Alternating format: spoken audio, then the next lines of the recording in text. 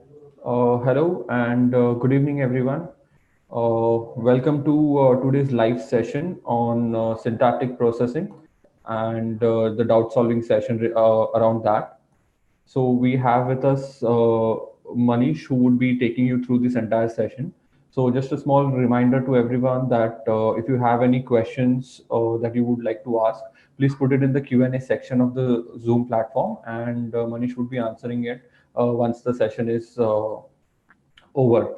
Apart from that, at the end of the session, if you do feel that something has been left out or if you have some further queries, you can take it forward on the discussion forum, and also you can reach out to your student mentor as well. So, without any further delay, I welcome Manish. Good evening, Manish. Good evening, Rajesh. Yeah. So you can just take it forward, please. Sure. Yeah, thanks. Uh, hi guys. So today I'll be taking a session on the syntactic processing part, which we have done in natural language processing module. And then at the end of it, I will be discussing more about the assignment and what all methods you can use for the just fixing the unknown words issue, right? That's the main point where the assignments is revolving around, right? So until just give 2 to 3 more minutes. So we'll let the attendees join, and then we can start.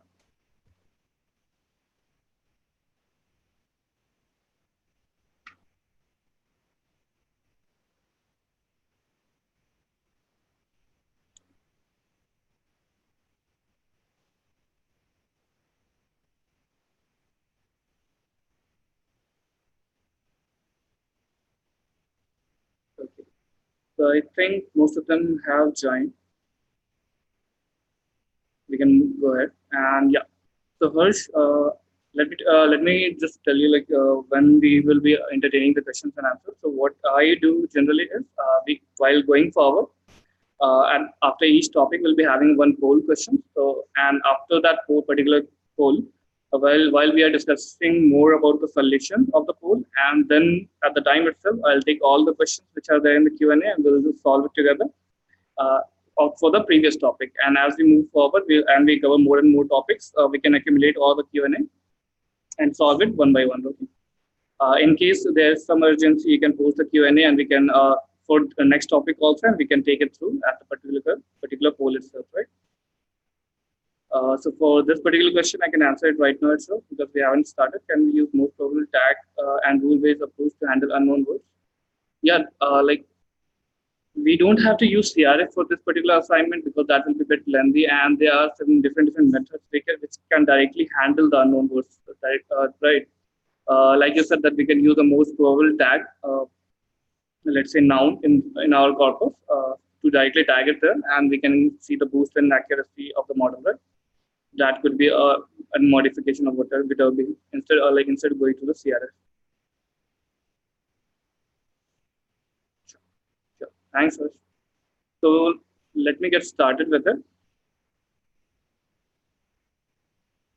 So today I'll be discussing more about the what and whys of syntactic processing and how it is different from the lexicon based methods, and how it is different from the semantic processing part, which we'll be discussing we will be covering in different modules.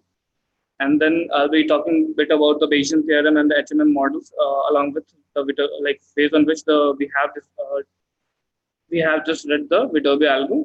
Then we'll combine the topics of HMM and Viterbi heuristics. So we can discuss more about the different algos which could be there, and we can just discuss all the whole method. So we can pinpoint the different techniques we can use to just handle the unknown words, right? And then we can talk about the assignments, like the approaches for PS tagging. So getting started with the what and why of syntactic processing.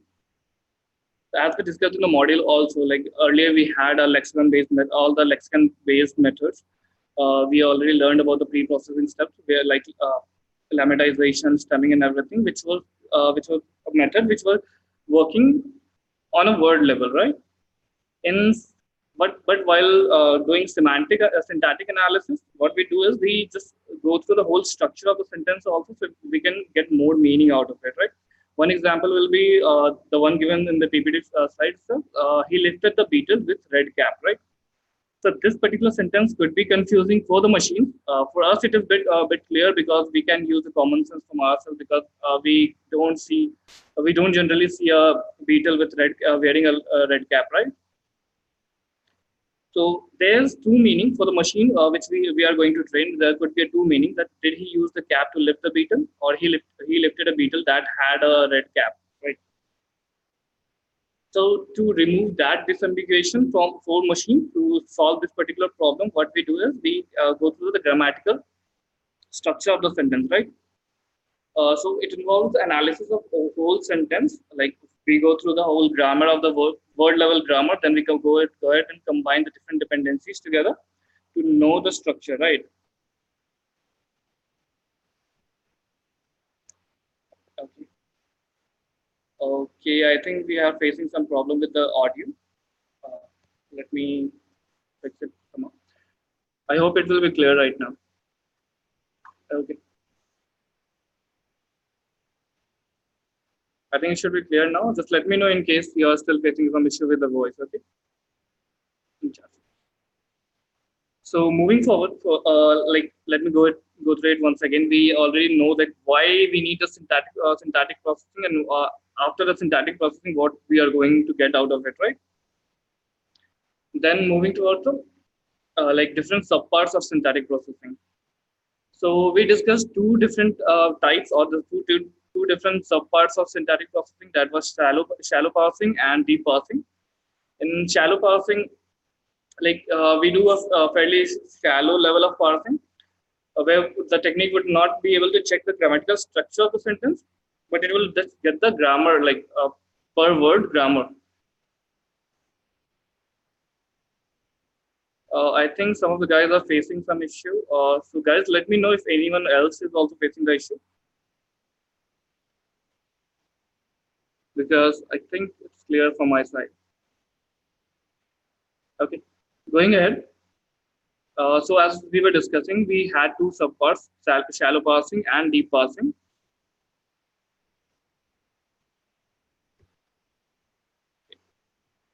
In shallow parsing, we covered two different techniques, that is POS tagging and chunking. And in deep parsing, we go through the different, like go deeper in the pass deeper to the tree, and we use some grammatical structure to it. We add some grammatical structure to the analysis, and so we can get the structure, like we get the dependencies between two different words and how they are kind of being connected and how which all could be mixed together to create a phrase or something, right? So those all techniques are covered in deep parsing, and the shallow parsing, like the peers tagging, the single word level tagging and everything, that grammatical structures are handled by shallow parsing techniques.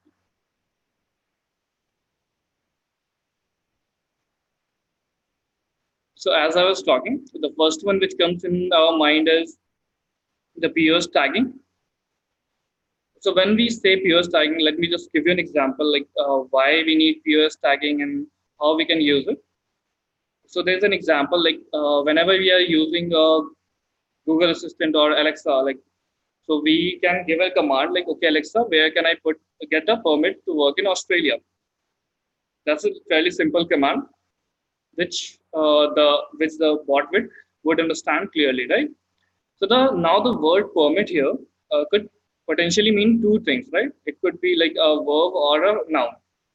It could be a permit, that is the like I need a work permit. So that in that particular case, it is a noun.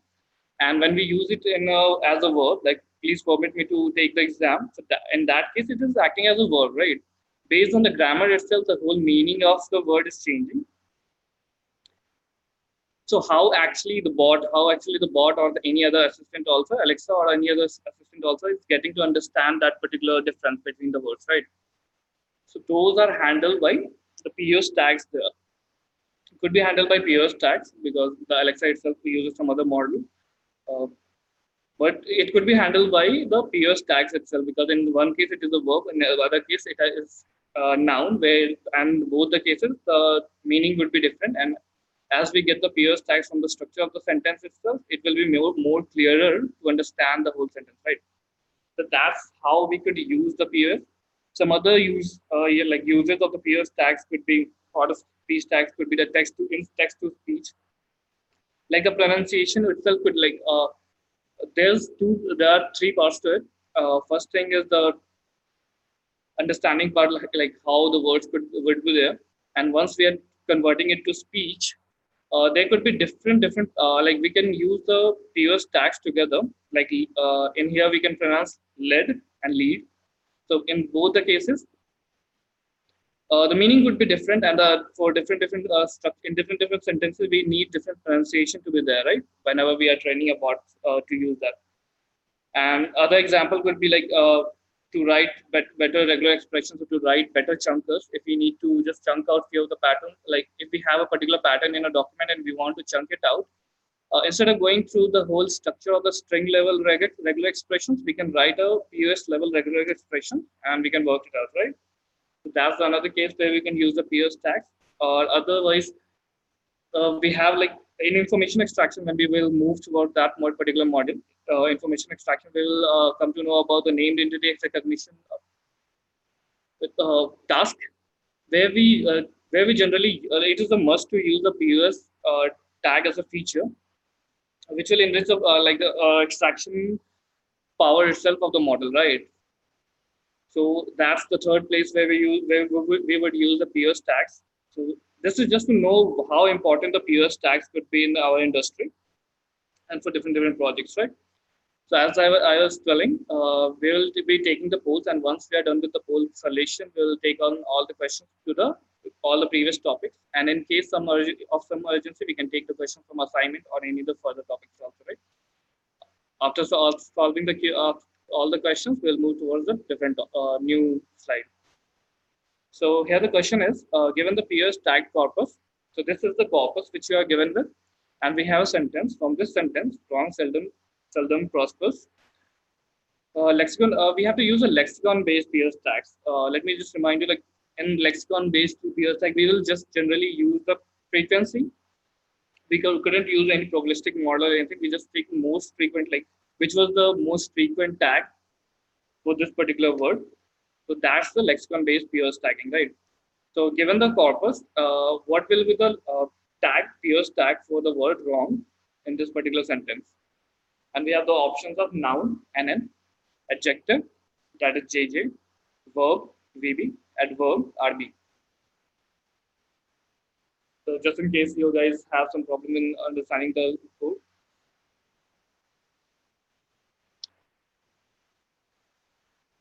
so just let me know if you guys can see the poll in the screen.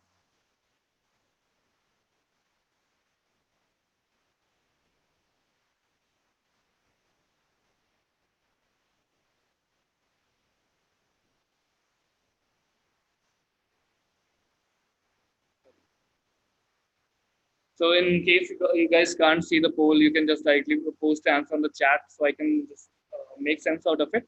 So these polls generally I keep because so I can just understand the understanding of the learners, and I can help them to get to the solution, right? And we can discuss the solution out here. So it will be helpful for understanding the whole problem statement or the topics which we have covered.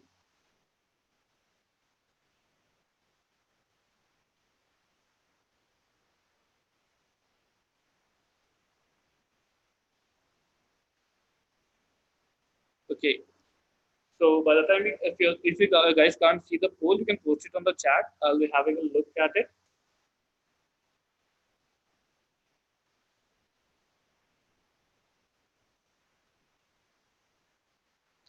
We'll give it like another 2 minutes, and then we'll move toward the solution. And by the time, if you guys have any question, also you can post it on the Q&A. After discussing the solution, after giving the answer, I'll go through the Q&A, and we can discuss it.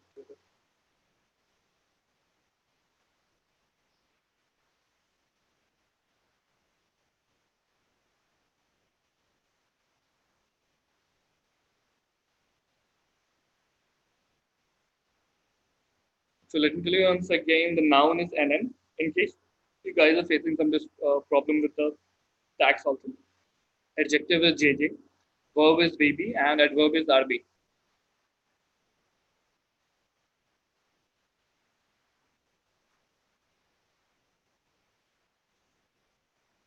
Okay.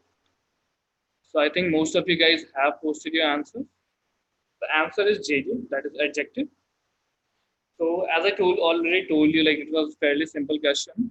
When I told that the lexicon-based methods, pure tagging methods generally use the frequency, the most frequent tag along with the word. So in this particular corpus, we can see the word wrong is mostly tagged tagged twice with JJ, and once with VB and once with RB, right? So if we go through the most probable tag, we can say that it is wrong. The wrong is JJ, that is adjective. Okay. Before moving further, I will like you guys to post your questions on the Q&A. So as I told you, like better if we cover all the topics one by one.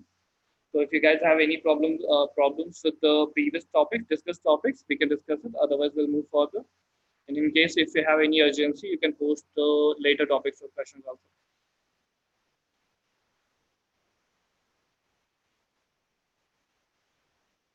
So guys, you can post the questions in the Q&A now.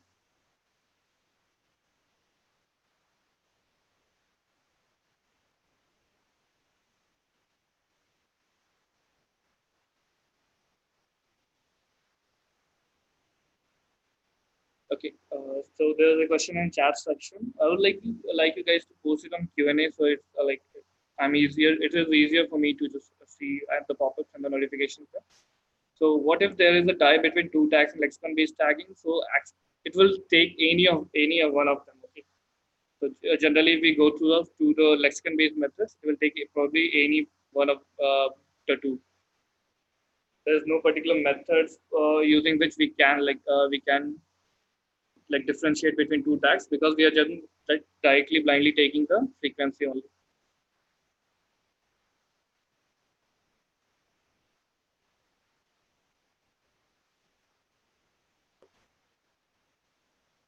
Okay.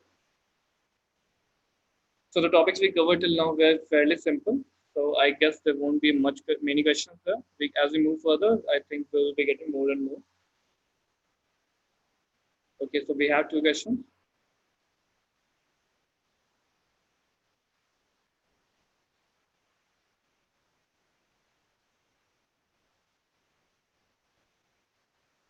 So in assignments, since we are to use only base tag, that is VB and not VBG and we could use stemming lemmatization for unknown words and then do the peers tagging, right? So lemmatization and stemming actually kills the main like motive we are trying out here, right? So stemming will just remove the format of the word which is containing the structure for like verbs and adverbs and everything, right? It will just get you the root words. So if you do the stemming and lemmatization, it will just destroy the corpus itself, and we won't be getting any feature of the. So let's say we are using running and run, right? So in both the cases, we'll get the output as run only. So the word won't be like making sense out of it. So better keep the corpus as it is, not to don't lemmatize or stem because lemmatization is fine. Stemming itself will just destroy the whole word itself, right? To get the root word. Pure tag doesn't consider the relation between words, right? But chunking can create single clause. Yeah. So PS tags, like the model which on which the PS tagging is working actually could use the whole structure of the sentence. Like it uses the previous words and next words and some other features also to get the tag, though, like the pre-trained model which we are working with. But yeah, it gives you the word level output. So there's no particular option there to combine two, three words together to get a word phrase like we have in chunkers. Make sense? Okay. Can we define priority for a tag and lexicon-based tag? So we can like lexicon-based tagging is pretty straightforward. Like we can use any n number of rules we want, right? So surely we can define a priority.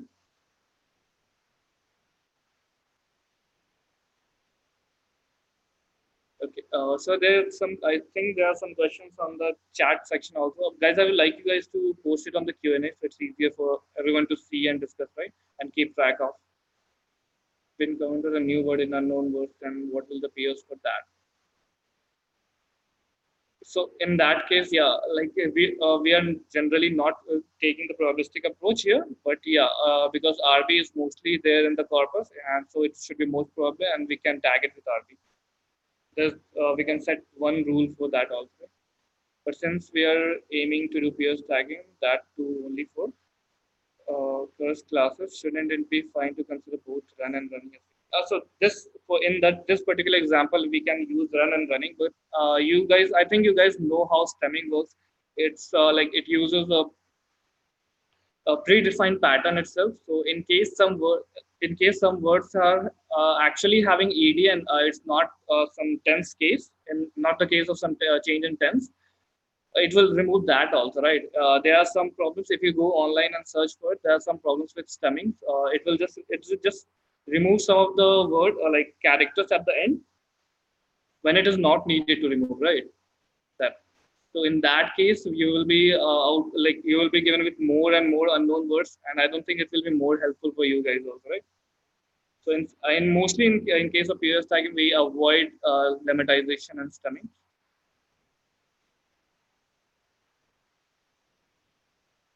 Can we define so Ankur, we can define the priority for the for a tie lexicon base because as I told you, it's on Earth, right? It's fairly straightforward.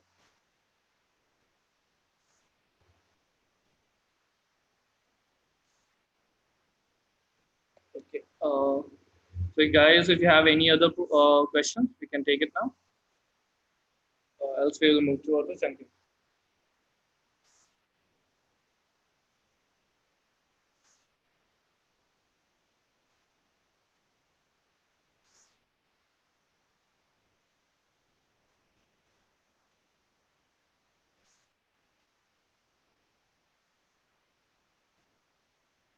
Okay.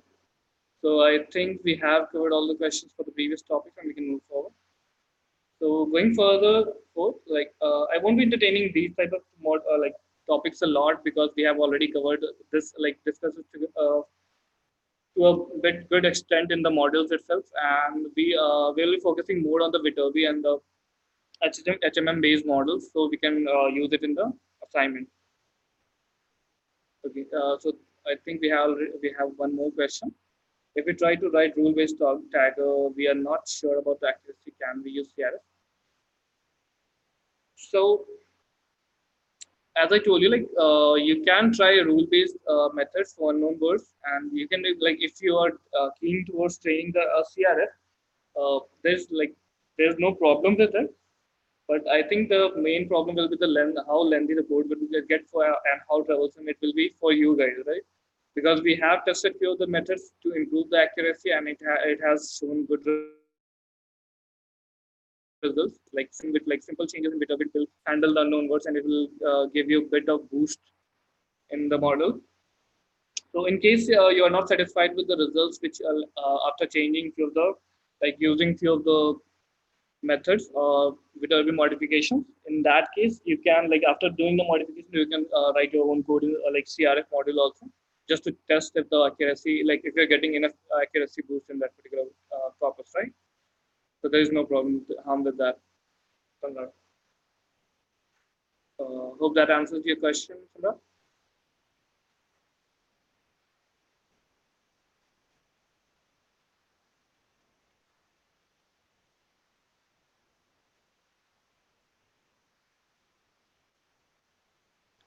Uh, so as I told you, Gaurav, let me take another question, Gaurav, right?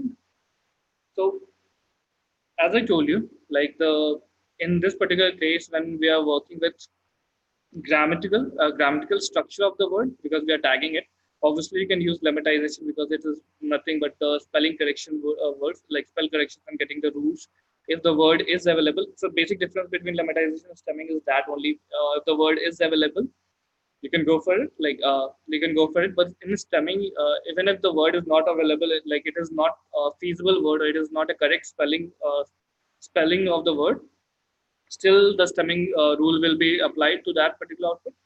So in that case, if you see internally, actually, if you let's say for one particular word, that one particular noun word, if you get if you get remove the word also, and if, even if the word is not making sense and it is not present in English vocabulary, still we can train the model on it and we can get accuracy and get it tagged with the peers, right?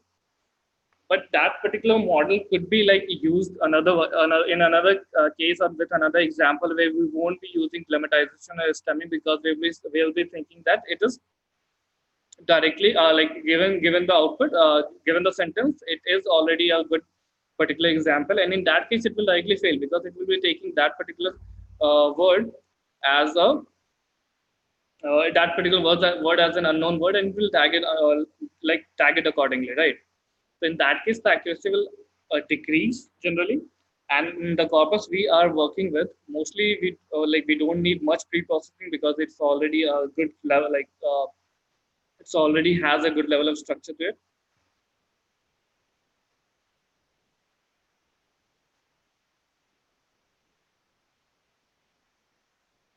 So, but in like as I told you, because we are working with this in this particular problem, we are working with a trained good corpus. We can divide it in test and train, and you can see if the lemmatization and stemming, after doing the lemmatization and stemming, we are getting enough accuracy boost.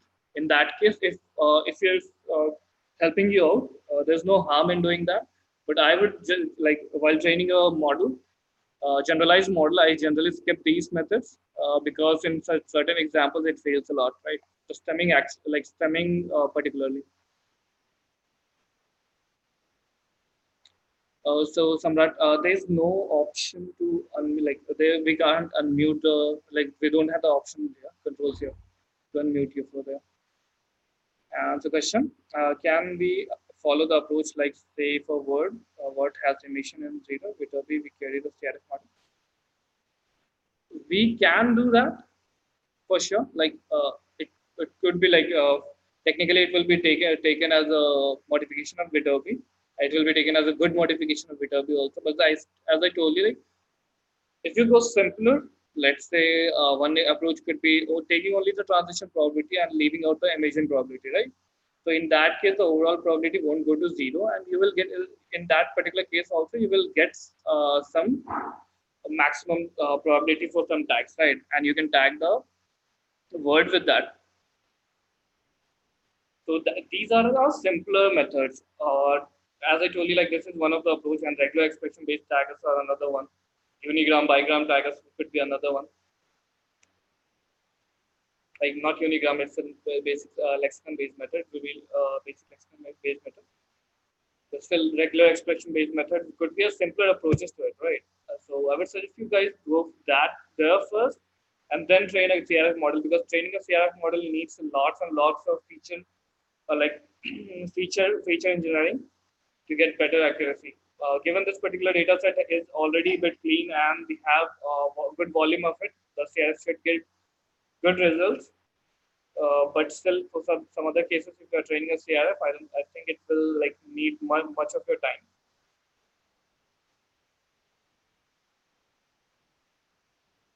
Okay. So how does it? So guys, I think the answers are done. Just an example. So, how does it calculate the transition probability for unknown words? So transition, I'll try to discuss it out again when we are discussing the Viterbi. But in case you know what the transition probability is just transitioning from one tag to given T2 given T1, right? So the tag will obviously be there for unknown words, like for unknown words given we have to get the tag for unknown words, but the previous word would be tagged with some particular PS, right? That the starting would be tagged with some particular PS with some probability. We already have a probability for starting tag. For like for starting case, we already have the probability for all the possible tags. We can so transition probability doesn't get affected if the current word is unknown, because we are playing with the tags there, right? POS tags. So hope that clears out the confusion, Vignesh. Samrat, okay. How to measure accuracy as well in case of unknown words of Viterbi means if we write a lexicon tag and it gives me tag of unknown words.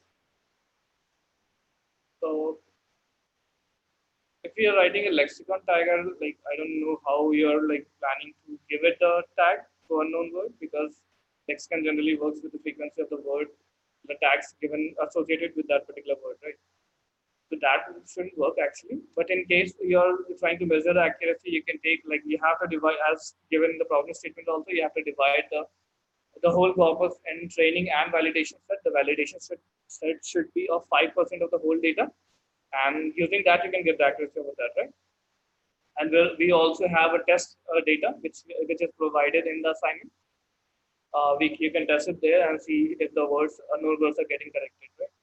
So you guys have to post like submit along with that particular test also.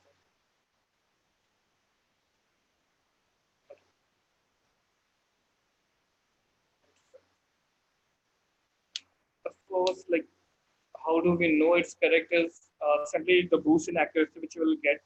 So we are getting the performance by matching the tags which we are getting, right, for the validation and the test cases. In case we are getting the uh, tags like equal tags, we can say that it has improved the model a bit. Otherwise, it hasn't. So for validation case, we already have the tags there because it is a part of the whole corpus. So we already will be having the real tags there. We can directly map it out with the our results.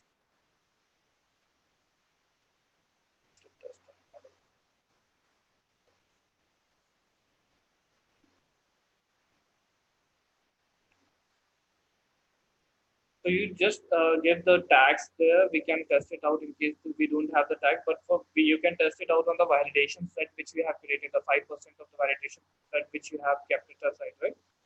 If you are getting a boost over that, it will surely get a boost on your test time. When I say accuracy, it can directly be mapped to the sense where we are taking the correct tagged words, the number of correct tagged words, and the number of wrong tagged words, right?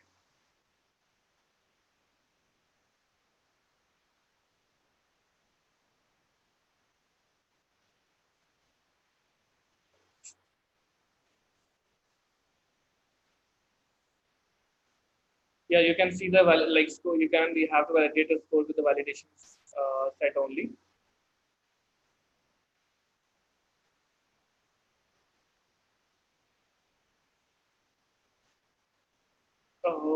I think the codes has some snippet part of it where we have to like where we can measure the performance. Otherwise, in validation, you can directly go with one-on-one mapping,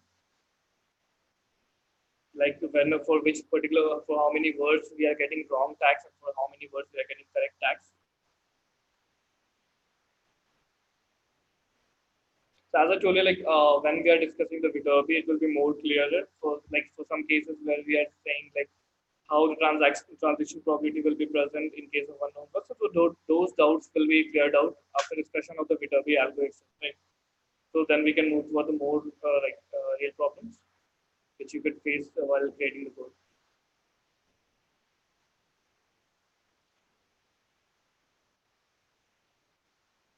For sample data, if you are going with accuracy Samrat, you can directly get the tags which are correct, like which were correctly tagged, the count of those words, and over the total number of counts, right? That should give you an accuracy. If you are going with accuracy.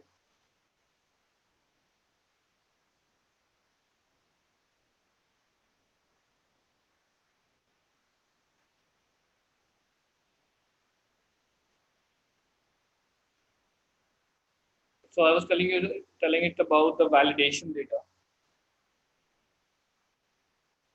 And for the sample, I think you have only 5 to 6. We have few simpler, like smaller set of samples. So I think you can directly see it also. But you have to submit those data so we can see if you have correctly, like if you have it, if it was working correctly, right? And we can test it out from our side when you submit the assignment.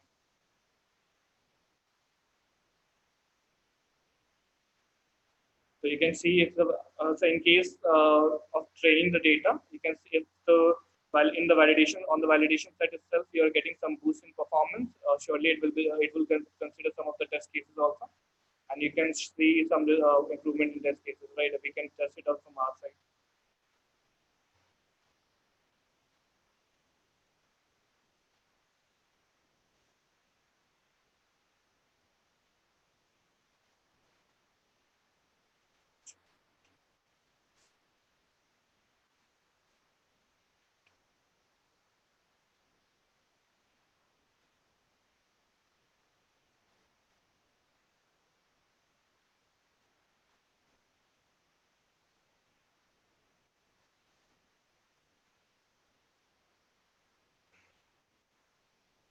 So guys, if you have any other question, okay, we have some questions.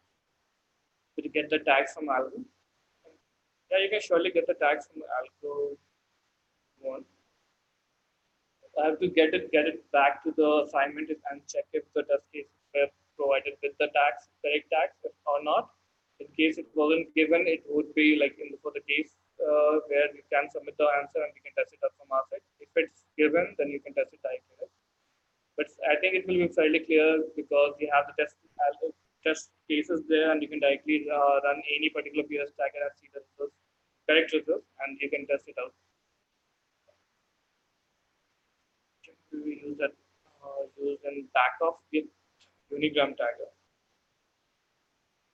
You can use the Adobe as backup, but you might have to change the function a little. So the regex or the normal Unigram tagger could consider that like could use that particular backup function, right?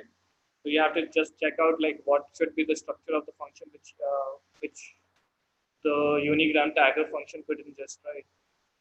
That's the only case where it could be stuck. Otherwise, there's no. I don't see any problem by using the UPW as.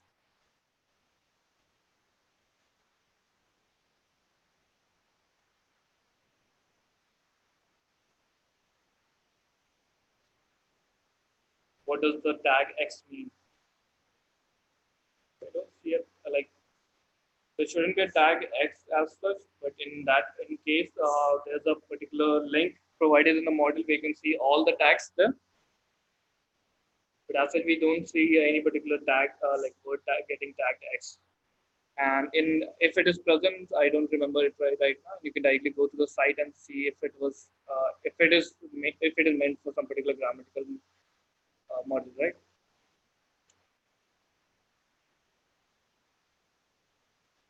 So guys, in case you have any other questions, also we can take it.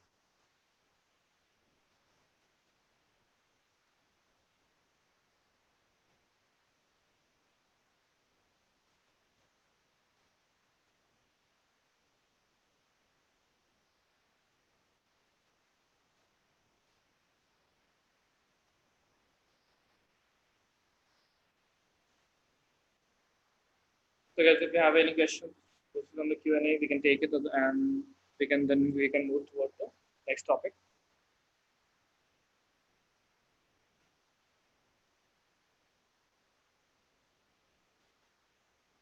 While modifying Adobe, shall we apply unigram, bigram, and rule-based tag only for the new?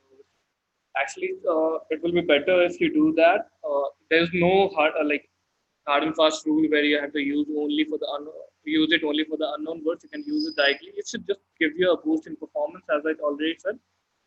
But better if you do it only for the unknown words, because the Viterbi itself is quite powerful, quite powerful algo in itself. So it should handle it better than the Unigram taggers, right? Because we are taking both the transmission probability and the emission probability, which handles the tag which handles the model with tag in according to the tags also and the word also, right? So it's better to go with that sense. But there is no hard and fast rule where we can use only the taggers for only the unknown words, right? But as for the question, the problem statement goes, we have to do some modification in Viterbi.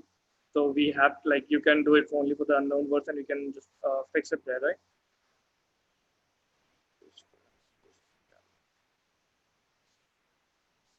Yeah, as I already told you, like the unigram is based on the word itself, and if the word is not present, it will give you like it will assign the most probable tag to it, right? That is just tagging the noun tag to it.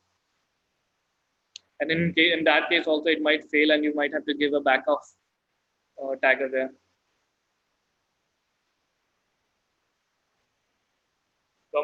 Aman, you are correct actually. For unigram taggers, we can handle the unknown words.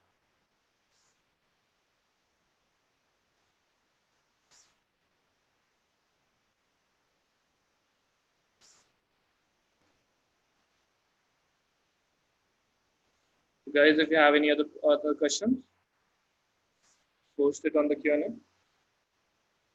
And as I said, once we are going through the Viterbi slide, it will be more clearer to you, like how you have to like take the assignment and like how you have to tackle the problem. But in case of urgencies, as I told you, like you can post the questions here.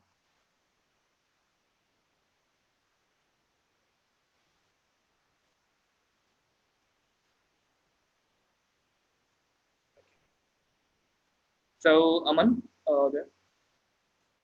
one of the options which I told you was using only the two three options which I can tell you is the normal uh, smoothing, Laplace smoothing, where you can just add some particular small value, epsilon value with the emission probability there, so it never goes to zero, and getting it multiplied with like the transition probability will just after getting it multiplied with the transition probability will come up with a probability score, which will be nothing but the transition probability, like some with scaled transition probability.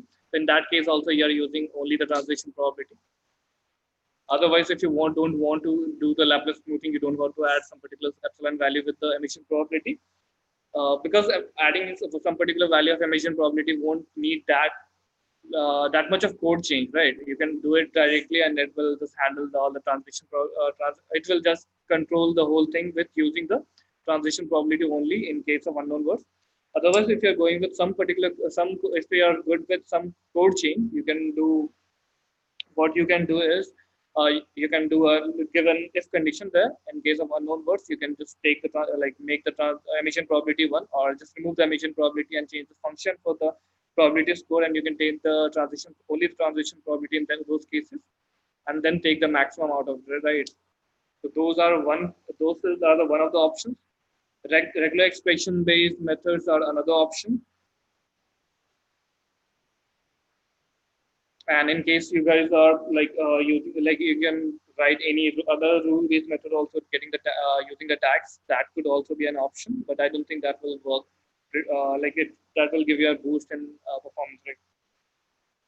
So those are few of the examples which you can use. And as you told, like there are other methods also that using like using CRF, but I would not suggest you guys to go there because it will take much of more effort than the other options.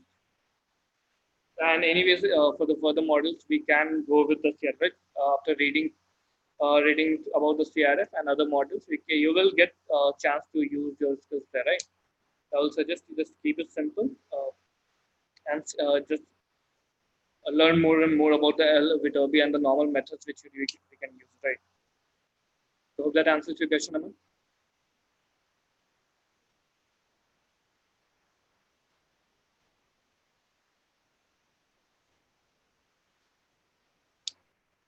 Okay, guys. Sure. Thank you. So, guys, if you have any another questions, we can stay. Otherwise, we will move towards Shankar.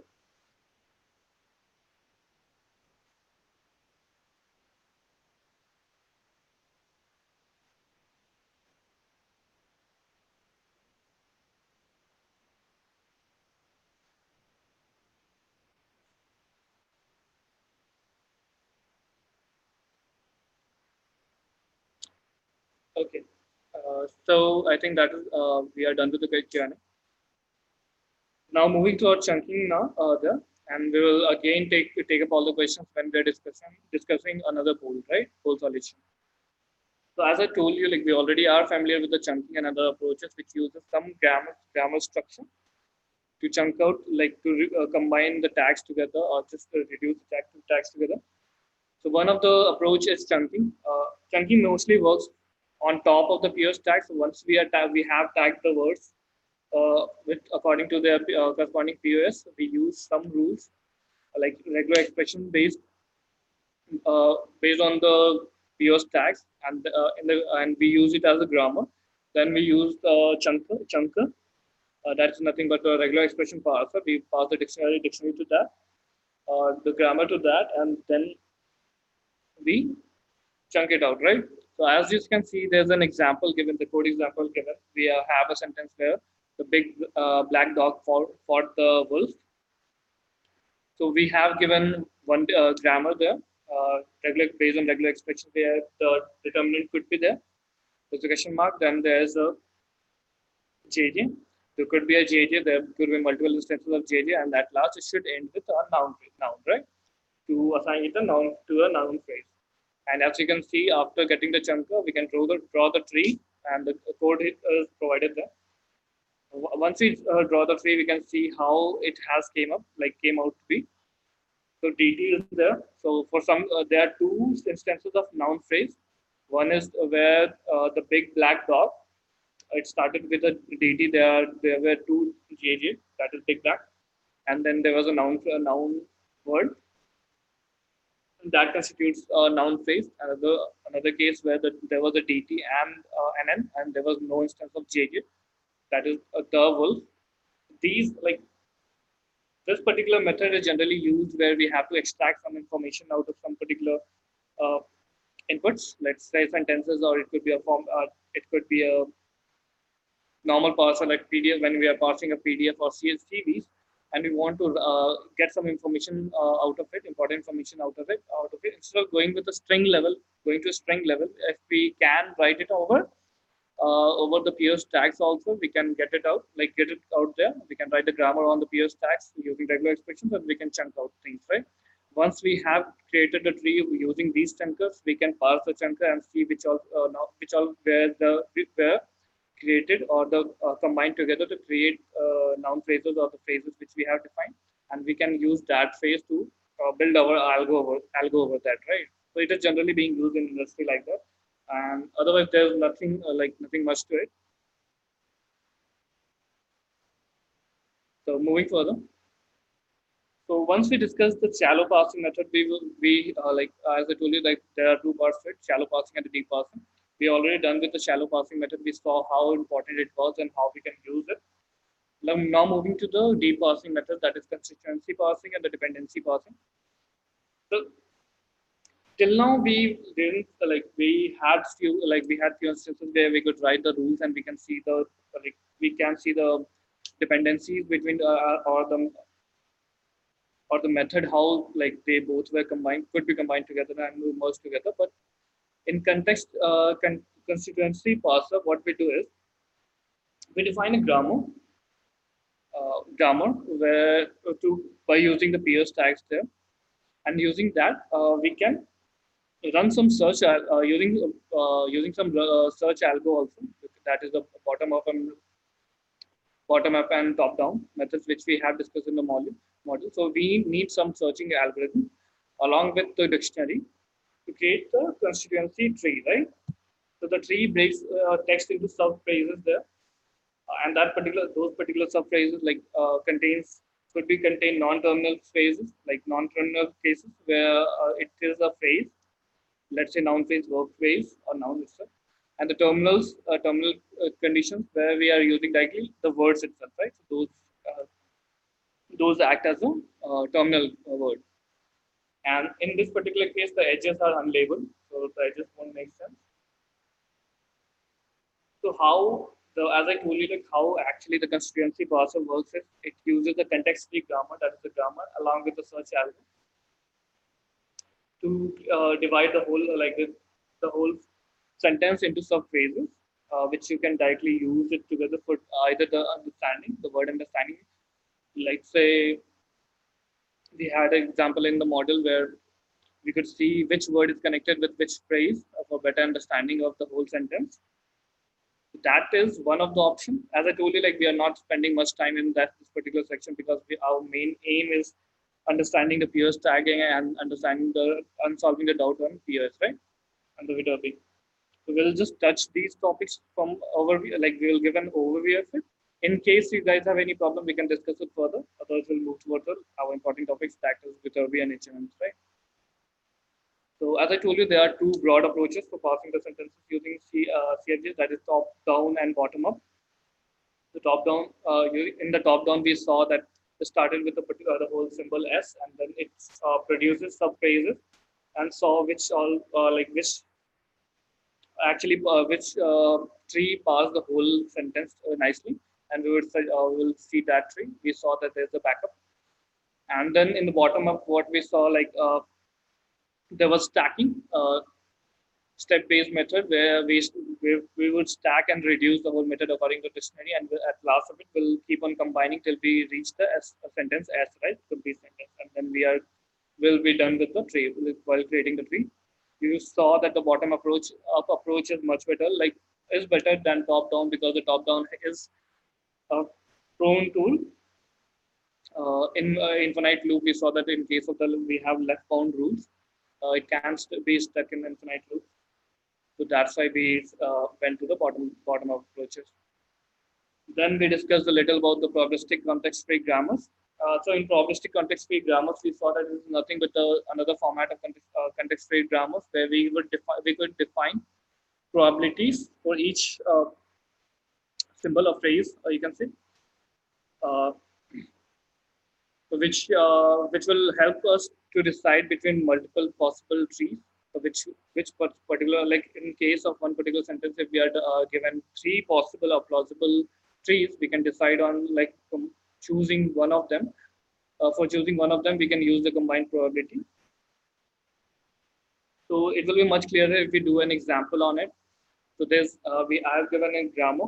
I think guys will be familiar with it because we had a code on this particular grammar itself. I have changed few of the values, so it is like you guys can go through the calculation again, and it won't be familiar. So we have given that. I have given the whole grammar along with the probabilities, and you have to decide which particular tree is more probable in this particular case, right? You can post it on the Q&A in case you have problems in understanding this particular poll. Otherwise, I'll give you around 5 minutes to solve this, and then we can move toward a solution. And then in another case, if we have another questions on the covered topic, we can discuss that.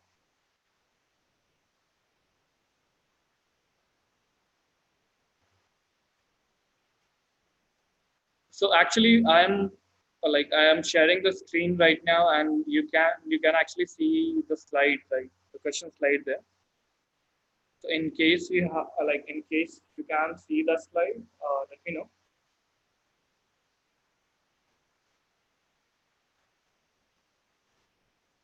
So you can see the question from here, and in case you are not getting the polls, the checkpoints, you can post it directly on the chat section. I will be monitoring the chat section and see like where all the students are getting wrong, and then we can discuss why such cases happen, right? So it will be helpful if you can post the the final score, probability score also.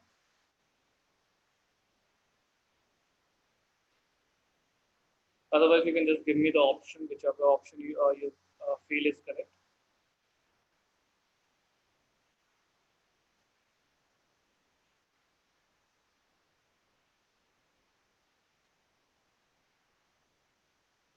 The question is which one is more probable? So I would suggest you guys to make a tree from the given structure. You can make the tree. After making the tree, you can just assign the probabilities to each node. And then once you are done with the probabilities, just write it down over write both the probabilities, the whole formula there, up and down. You can just cross out the similar ones, and then when you're left with one or two probability values, it will be easier for you to decide that, filter it out instead of calculating the whole probability. You can do that also in case you are having a calculator, if you are good with like mind calculations. Otherwise, there is one other option that is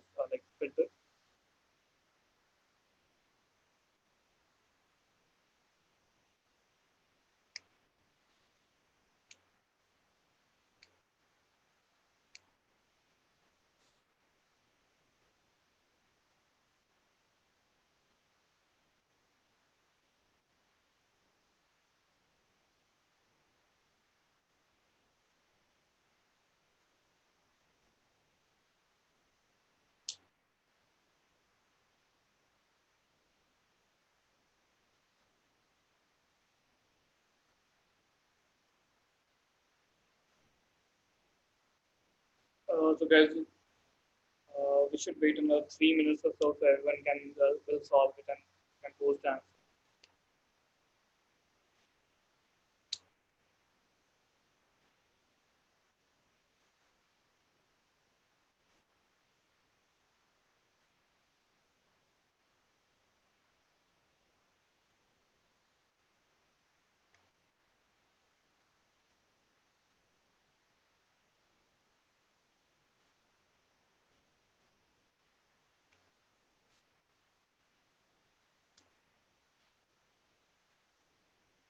So we are giving much time to it because it's a bit computationally have like expensive like session.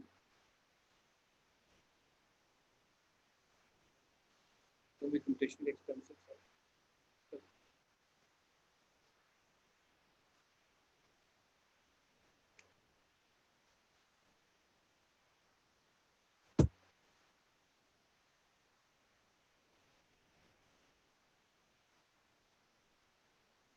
okay, guys. So we'll wait another 1 or 2 minutes in case there's some guys that will left the calculation.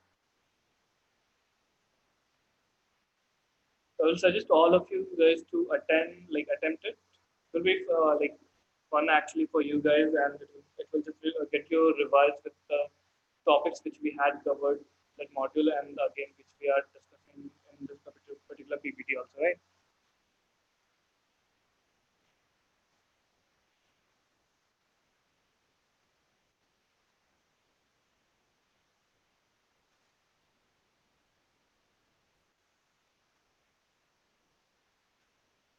By the time, as I told you, like after each school, we will be taking the Q&As. In case you are done with the like solution, you can, and if you have any doubt in the topics covered or the assignment, you can post it on the Q&A. We can take it after the whole discussion, right? So guys, whichever whoever has solved the question, you can post your doubts on Q&A.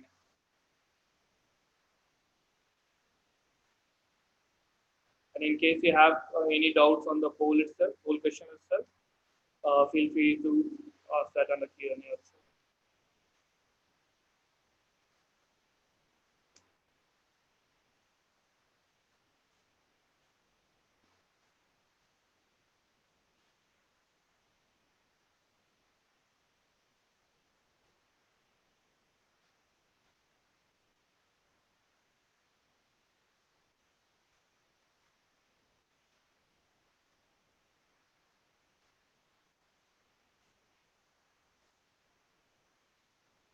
Okay, so there is a question where constituency parser starts with the peer stack. Yeah, yes. So after we are done with the peer stacking, then we do the parsing part, right?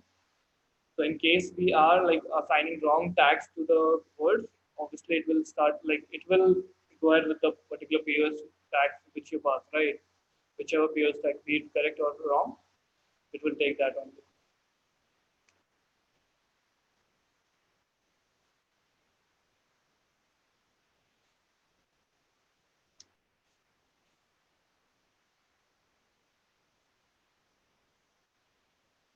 So it's not that we need only the POS tags for information extraction. That is one thing. We will use multiple other features when we are doing information extraction, that is using CRFs or another RNN based methods, sequential models. But coming to the second question, where the constituency parser will be used.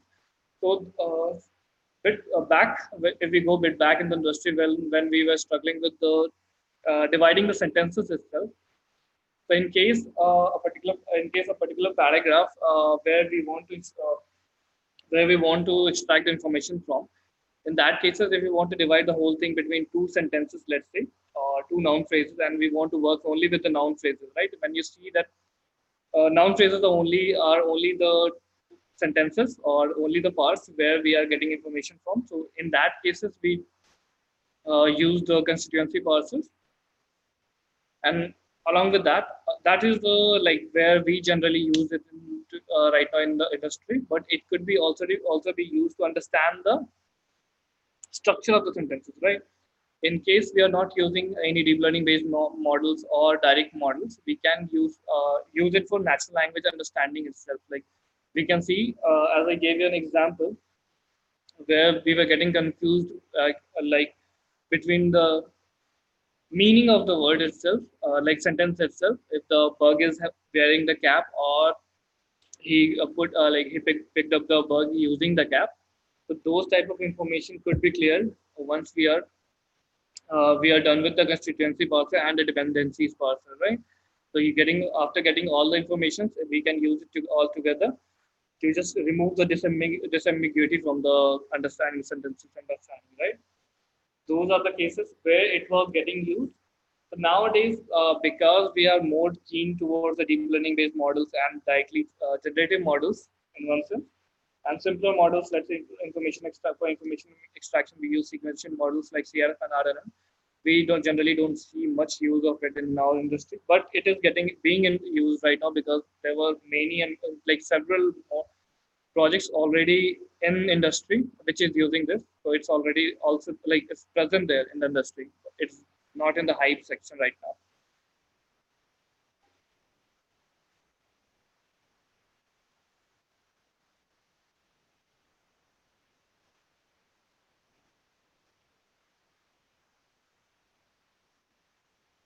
Okay. Okay. So guys, I think some of you are facing problem with the tree construction of the question. Cool. So I'll say that there's a way to read this. As you can see, there's a opening bracket, then there's a sentence. Then there are subparts of to it, right? Like which subparts are like it is like constituent of. So you can see the first S could be divided in noun phrase and verb phrase. Then again the verb phrase would be divided in and noun phrase, verb and noun phrase. Then that particular noun phrase will be divided in noun phrase, that is star, and PP. That again the PP node will be divided to P and NP again. So using this particular understanding, you can go ahead with creating the tree, right? And then just assign the probabilities to the nodes as given in the dictionary, and multiply it all together to get the probability score.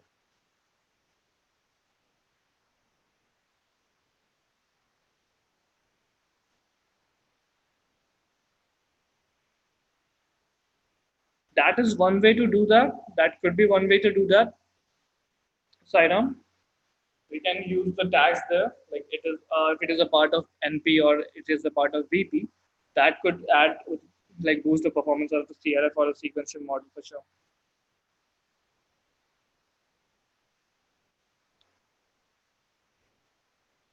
And in case we are writing some rule-based chatbots, let's say, like for earlier cases where we had the rule-based language for chatbots, we generally were dependent on these constituency parsers and dependency parsers for the natural language understanding. You can read more about like after googling it. There was one whole language for writing chatbot rules.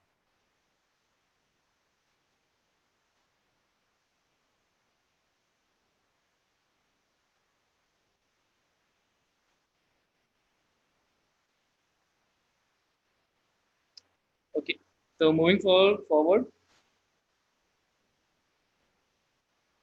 to the solution. So the answer is A. Here, like most of you guys have given correct answer.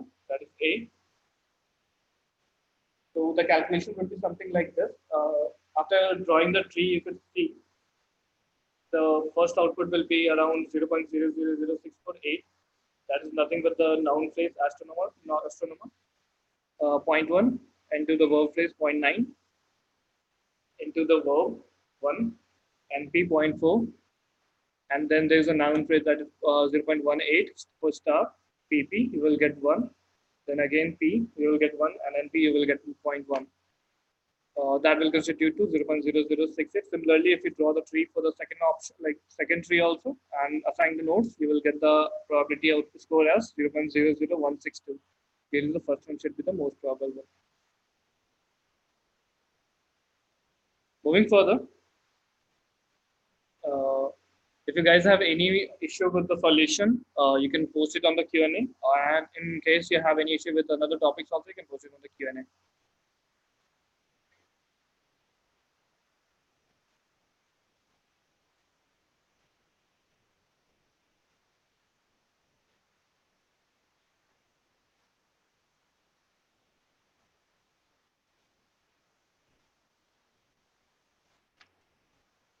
Okay. So, guys, I think I should have kept the tree. Like I should have drawn the tree on this in the string itself. It could have been much easier for me to explain. Still, I would try. So, as you can see, there is a sentence phrase here. So, it has nothing but the probability of one. It doesn't count. Then we have a noun phrase, astronomer. It has a probability of zero point 0.1. Just note it down, zero point 0.1. Then we constitute a VP. VP is nothing but a like mix of like it has to be broken down into V and NP, right? There's a V and NP. For for V and NP, we have a score of zero point 0.9. So just note it down, zero point 0.9. As we move further, we have a V saw, that is 0.04. Just write it down.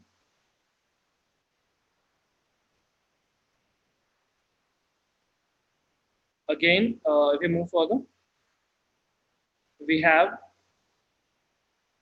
PP. The first and we had the V saw, then we move toward NP. NP is nothing but the has been constructed with NP and PP. If we see NP and PP, there's the probability score of zero point 0.4. Multiply it with zero point 0.4.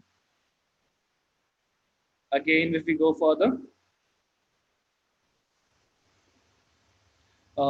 go further, we see the P width is nothing but 1. Then NP telescope is zero point 0.1. And because we have going with PP has also a score of 1, right? If we multiply all the scores together, we'll reach to 0.00648 probability score.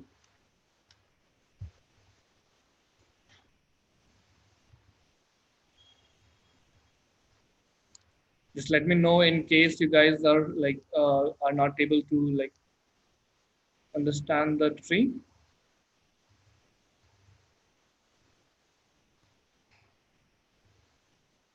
Yep. So it's fairly simple. Actually, I think whoever has opted for B, I think there was some mistakes in the calculation and nothing much. The understanding is quite simpler.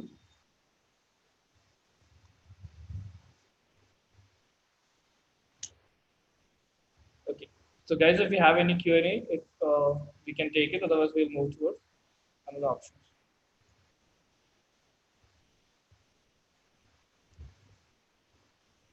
So we already have discussed constituency parsers. We will go further with dependency parsers.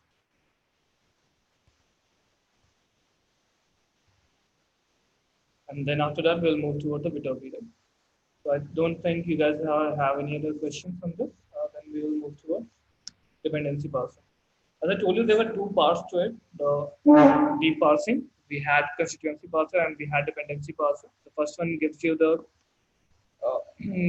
structure of the sentence, the whole sentence, which all could be combined together to create phrases. In a dependency parser, like it connects the word according to the relationship, right? It will give you the relationship between words and all the phrases. And if you see the structure, how we can read the tree, it has nodes as words or phrases. It has, and the edges are labeled with the relationship, right? As you saw in the constituency person, the edges were not labeled.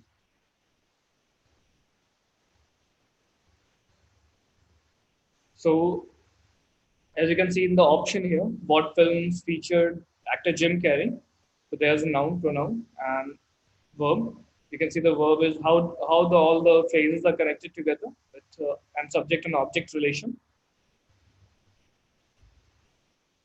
So to keep it simple, we as I have shown below, if you're interested in getting the sub phrases out of the sentences, you can probably need to go with the constituency part. If you're interested in relationship between the you have to go with the dependency part, and that's it. And you can move forward and with your program and the project which you are working with, right? This is all you have to worry about while deciding which phrasing or the which parsing method you have to use.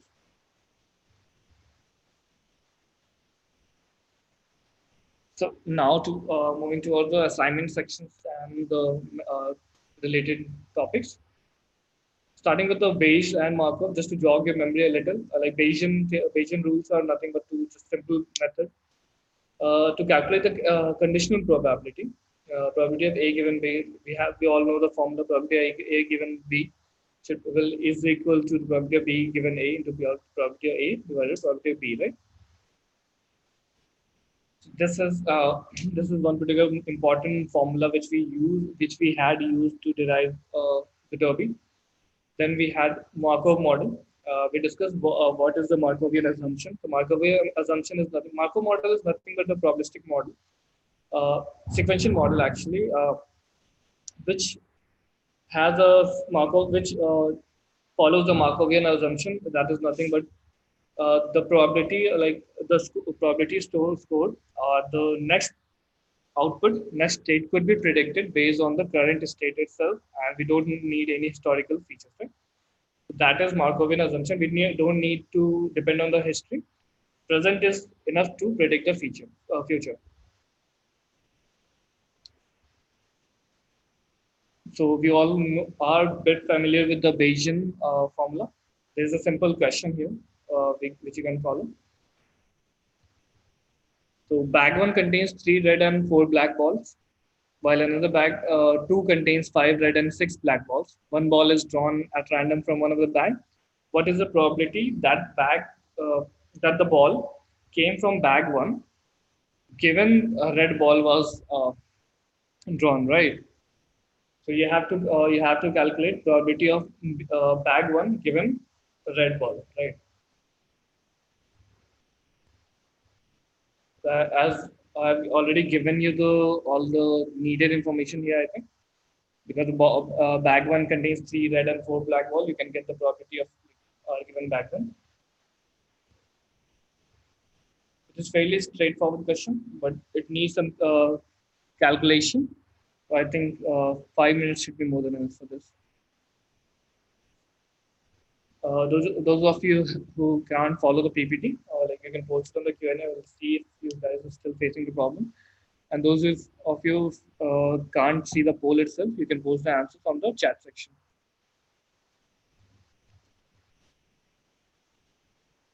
And in case you guys have any issue with the poll itself, post it on the Q&A. I'll be happy to help.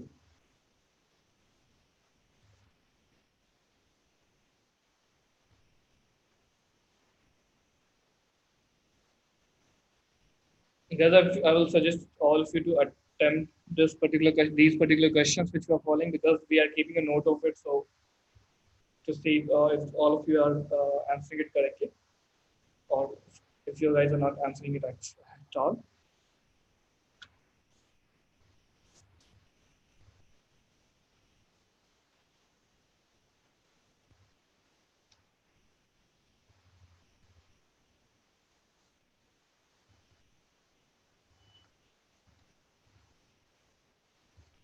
So this is one of the questions like which we generally did in our 12th standard maybe. It is like similar atom question. You might be familiar with it.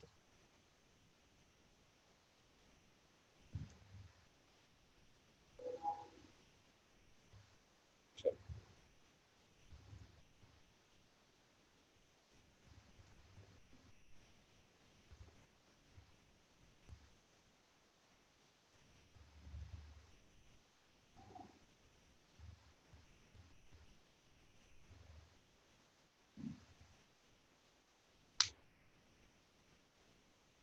Okay, my bad. Actually, there are two. Both the options are repeated. So yeah, you can choose between one and two.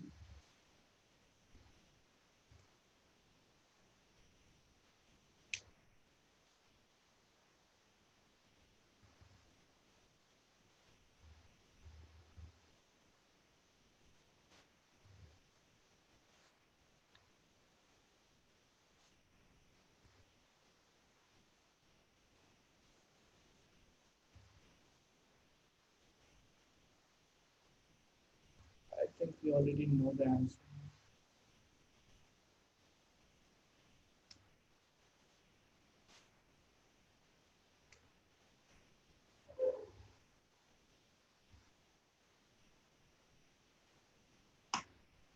I think my mistake made it easier for you guys. There are only two options now.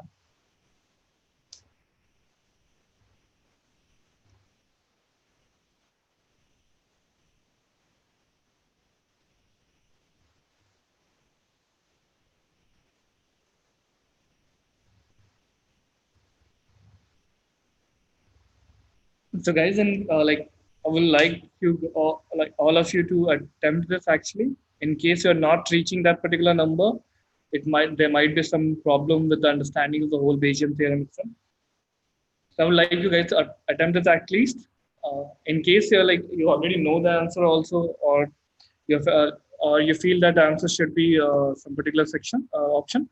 Still, I would like you to attempt that this and know to get to the value, right?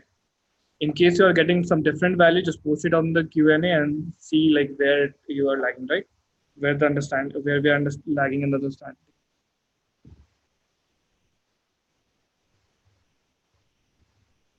Okay, so we'll give another 2 minutes maybe, then we'll move further.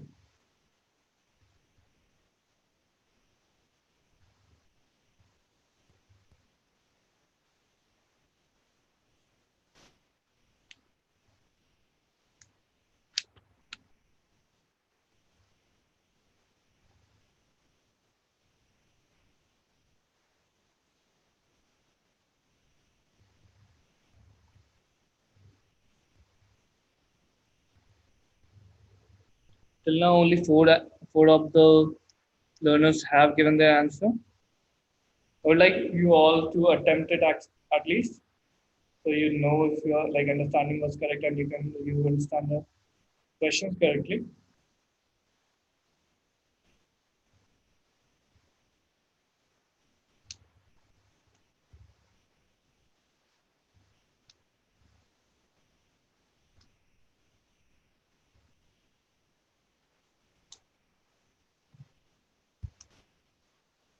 Okay.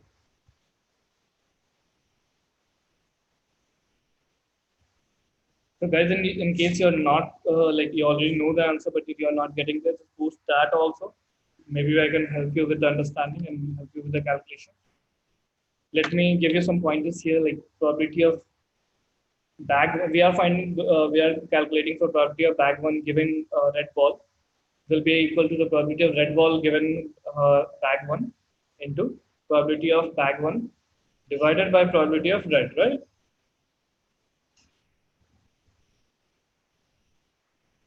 So probability of red being red in bag one will be the 3/7. Let me go ahead with the solution now. It seems I think we have already given this time. So the option A is correct as we all know right till now. So let me discuss the whole solution now. So as I told you, like the probability of bag one given R could be calculated by using by getting probability of R given bag one into probability of bag one divided by probability of R, right? So probability of red given bag one, probability of getting a red ball given bag one will be nothing but 3/7. The 3/3 plus 4, that is 7. Probability of getting a bag one is 1/2. As we know that there are only two bags. If we are going to choose one of them, it will be 1/2 divided by probability of R. But that's a bit tricky. So get for probability of R, which has to be calculated by the chain rule. If you know, first we have to select one bag. The probability of getting bag one is 1/2 into probability of getting red if we choose that bag. So 1/2 into 3/7 plus or uh, again the probability of getting the second bag 1/2 into 5/11. That is the probability of getting a red ball in the bag two. That is 5/5 plus 6. 3/7 into 1/2 plus 1/2 into 5/11. That will get you 34/77. And the probability of we already know the probability of red getting bag one is 3/7. Probability of bag one is 1/2. Probability of Red is 34 by 77. If you put down the values, you will get 33 by 68. Whoever was not getting the answer, you can try it out again and just let me know in case you have problem with the solution which I have given.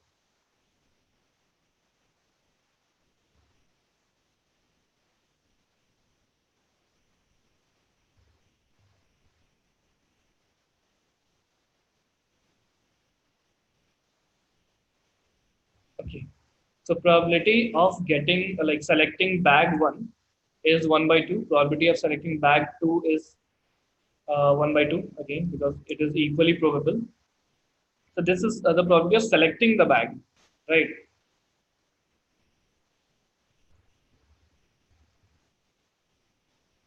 So hope you are clear with that, Ram.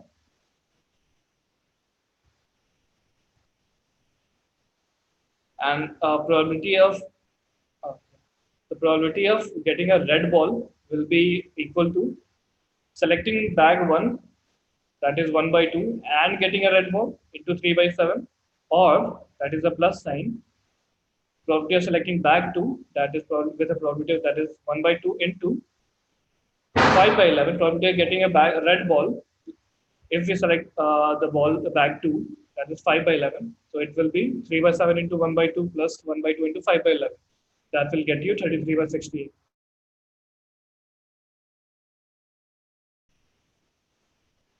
So Vivek, I think it should be solved now.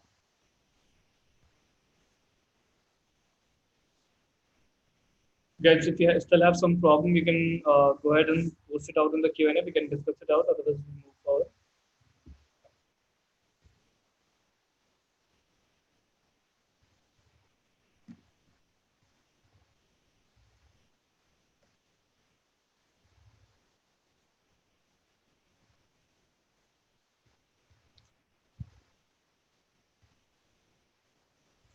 Okay. So I think we are clear with it. So now moving further, like why we read the Bayesian and the Markov and how we are or like how we use it to get to the function, like the formula which we are using in Viterbi, right? So starting is we know that we are getting the probability. We are trying to find the most probable sequence for the word sequence. Tag, we are trying to find the most probable tag sequence given the word sequence. So for that, if we apply the Bayesian rule, it will be equal to the probability of getting the word sequence given the tag sequence into probability of tag sequence divided by probability of the words. If we expand it, we'll get the probability of the word one given the whole tag sequence into probability of word two given the whole tag sequence as given in the second formula, right? But as we discussed that what Markovian assumption is uh, that the next state doesn't depend on the historical features or the tags. It only depends on the present, right? So the probability of getting the word D won't depend on the whole sequence itself. It will only depend on the tag DT, right? And the probability of getting high would be depend on the tag JG. Again, similarly, probability of getting cost will be again dependent only on the NN, and for others it won't be dependent, right? Similarly, the later part could also be divided. Let's say the last, if you see the last uh, part of the formula, probability of NN given dt and jj. So probability of NN won't depend on jj because it's only using dt. It is only dependent on the last part, that is dt, right? Some of it won't make sense because we have taken formula. But if you got the gist of it, right? How we are using the Markovian and uh, Bayesian rule to get to this formula, and how we reduce the formula, condense it out for our like for implementation convenience, right? So this should be the last poll, and then we'll move forward with the assignment, and we'll discuss the problems in that. So we have discussed the formula and how we can use it to get to the tag sequence, most probable tag sequence. So given are all the probabilities needed for your calculation. So you have to there are three words for the sentence that the high cost. For that, you have to find which all options are correct. So you have to calculate the probability for all the tax sequence present in the option, calculate it, and see if it is matching the values, right? I've already like it is also based. It will be also based on the Bayesian, but given all the values are already there, you can just calculate it and uh, give the correct answers.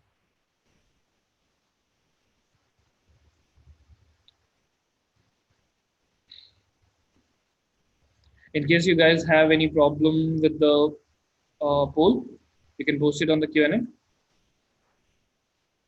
I personally think that the polls were a bit more towards the calculation. Like this topic is something like that, right? We couldn't like understand the whole thing unless and until we understand the formulas and why we are doing it. Otherwise, the implementation is pretty straightforward.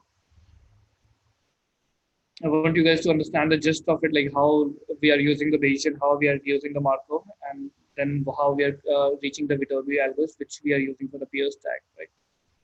And the Bayesian formula itself is the core of, like, we would say, the probability. It started from there, so it will be like really helpful if you understand it completely and how we are actually deriving it or implementing it using the formulas. Okay, guys. So I will give you like around 2 more minutes. Just try to solve it out. If you have any problems, just put it on the Q&A.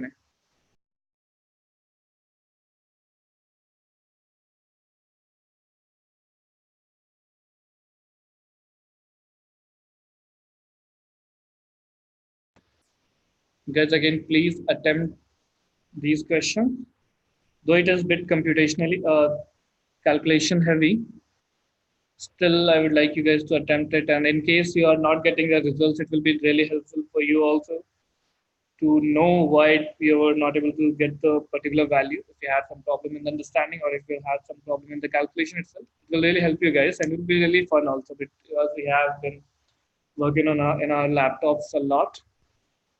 It will be really good if you touch the mathematics side of it now and then, right?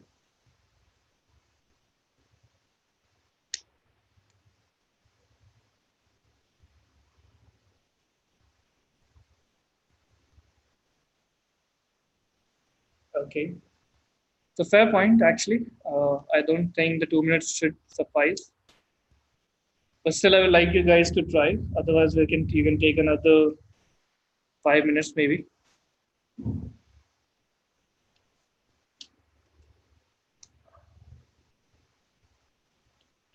So you just have to write the formula and put down the values. Right. Just try to write down the formula for the different tag sequences, and we already have the values. Put it there. And remember, we are not using the Bayesian formula directly. We are ignoring the denominator. So you don't have to calculate the probability of the high cost. We are just using the numerator part.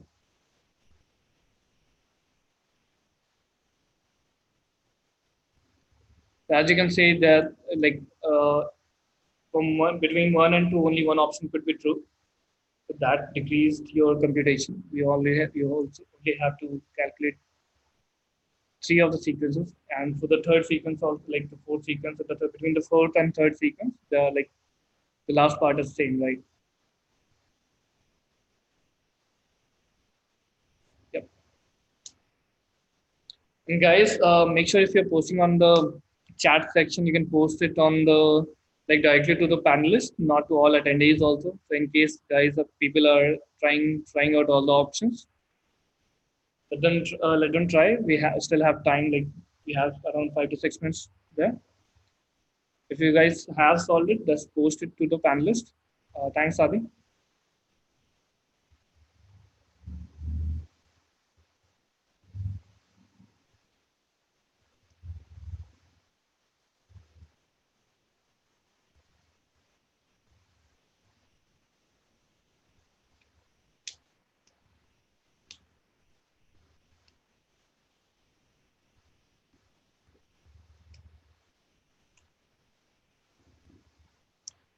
There are multiple correct options, so make sure like you solve all of it and see if some other options are also correct.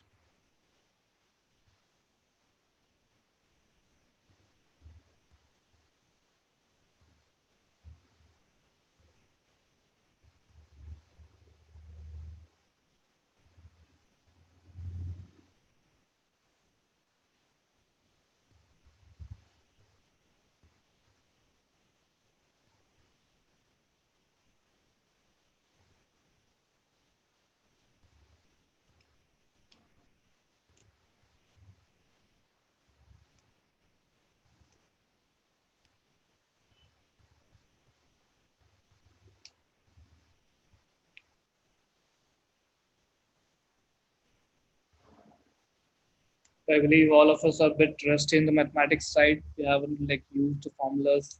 We haven't used the notebook for maths and doing calculations for long. But still, I would like you all of you to try it out.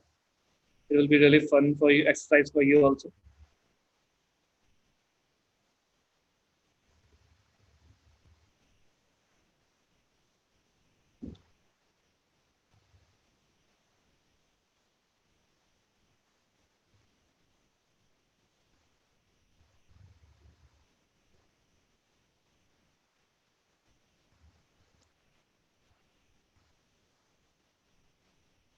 Okay. So another 2 minutes, and then we'll discuss the solution.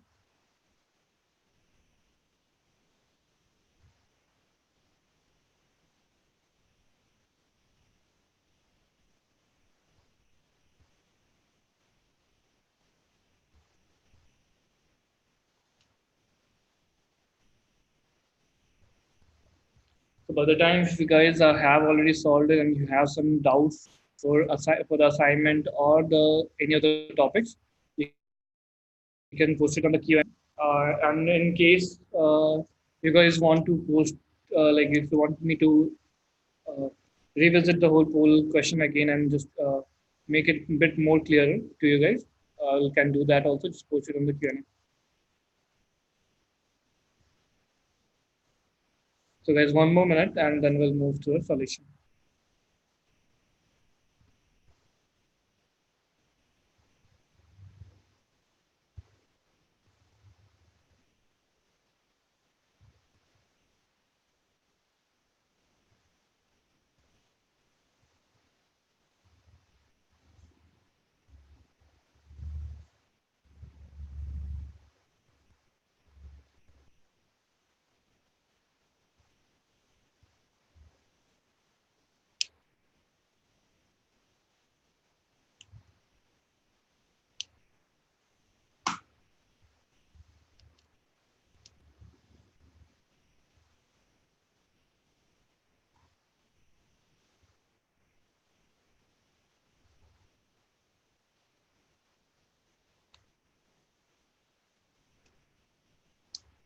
Okay, so I think there's a question. Can you walk us through the rule-based PO stagger related to assignment and give some more hints on the rule-based PO stagger? Okay, Samrat. So when I say the rule-based taggers, you can generally like directly use the. If you go to the NLTK site, it will be much easier for you because there are some pre-written rules there. I can give you an example. Any words or any of the unknown word which is ending with ing is most likely towards to being a verb. So you can just write a regular expression for that case and tag it to verb. And similarly for other tags also, you can find it online or you can find it on the NLTK site, or you can just see the corpus also for the patterns. Write the all the patterns in regular expressions there. Tag it to the corresponding tags, probable tags, and at the end of it, you can write a like sequence where, in case it is not getting tagged to any of it, just tag it to the most probable one, right? So like the most likely or the most occurring in the corpus, that is a noun tag. So just if we, in case it is not getting tagged to anything, just tag it with noun. So if you like, I can give you a hint here also. Like if you can directly tag it with noun itself, if you not don't use any rule-based tagger or anything, just directly tag the all the unknown words with noun. That is the most occurring tag. If you do that also, you will see a performance boost, right? And that will also be a feasible solution. So hope that answers your question, Samrat. Okay, I think we're done. We can discuss it out, discuss the solution. In case you guys have any questions, post it out in the Q&A.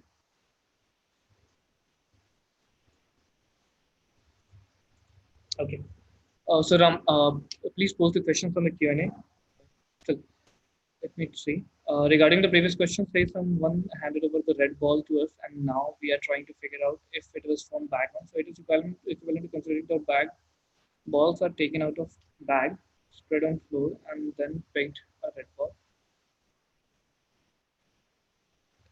That could be the case, but the thing is, choosing here if we have option of two balls, two bags.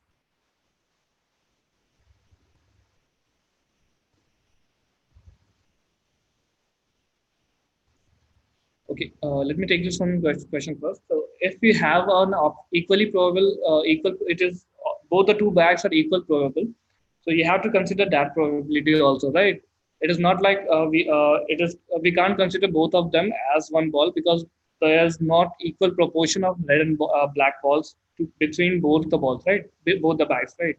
In case they were equal proportion, then we could have seen that it is equally probable on all sides because in bag one also there's an equal proportion, bag two also there's an equal proportion. I'm selecting the bag one and two also is 1/2. So we can in that case we could have done some changes, but in our case, because the bags are having different proportion of it, first we have to consider the probability of getting to bag one, and then the probability of getting red ball from if we have selected bag one, or if the probability of getting into bag two, and the probability of so we have to weight the probability of getting red balls out like based on the bags, right? That's why it won't be there. So hope that answered your question, Ram. I think, yeah. In the example you have given that okay, actually it should be 0.00432.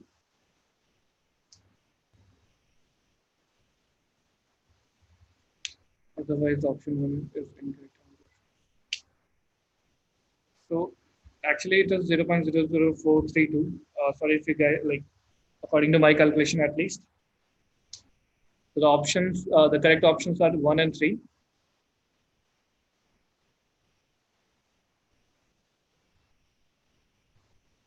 Okay. In case all of you guys are getting 0.0000432, might be possible that my calculation was wrong, but I was getting 0.00432. So let's solve it now. So we can see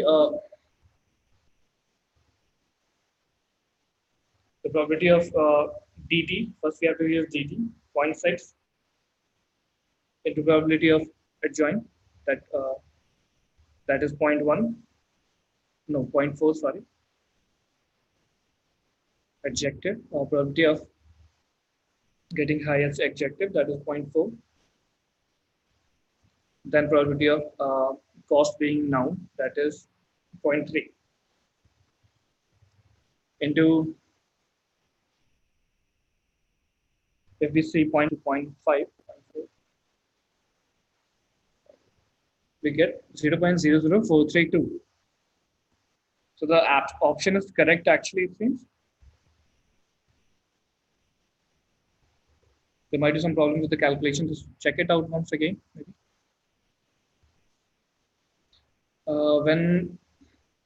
When we use sample test given on to us in assignment, we don't know the correct tags of sample test set. How to validate accuracy? Actually, the accuracy you have to validate on the validation set which you have created by taking the 0.5.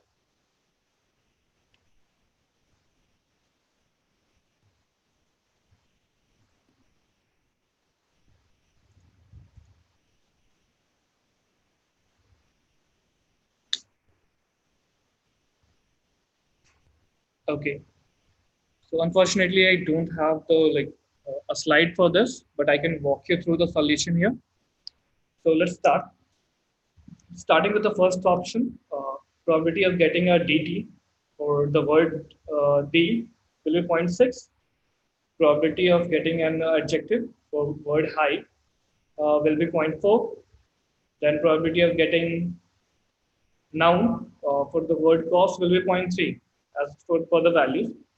Then probability of getting a DT will be 0.4.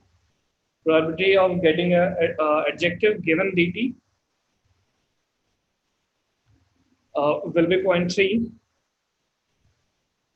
and probability of getting a noun given adjective will be zero point 0.5. So zero point 0.6 into 0.4 into 0.3 into 0.4 into 0.3 into 0.5. Putting down all the values, we'll get 0.00432. So in case you guys are not getting the answer, just match it up. So Vignesh, as I told you, like we can use the validation set for the performance measuring performance. I'll look into it if you have the tags, but you can tag it directly with any PS taggers and see if the results are correct, because there are only some limited amount of test cases. If the tags are not provided, it might be the case when after you have submitted the assignment, we can test it out ourselves. It could be a holdout section. It could be a hold test case. Could be for the holdout part. Otherwise, you can test it out if check it out if the tags are given.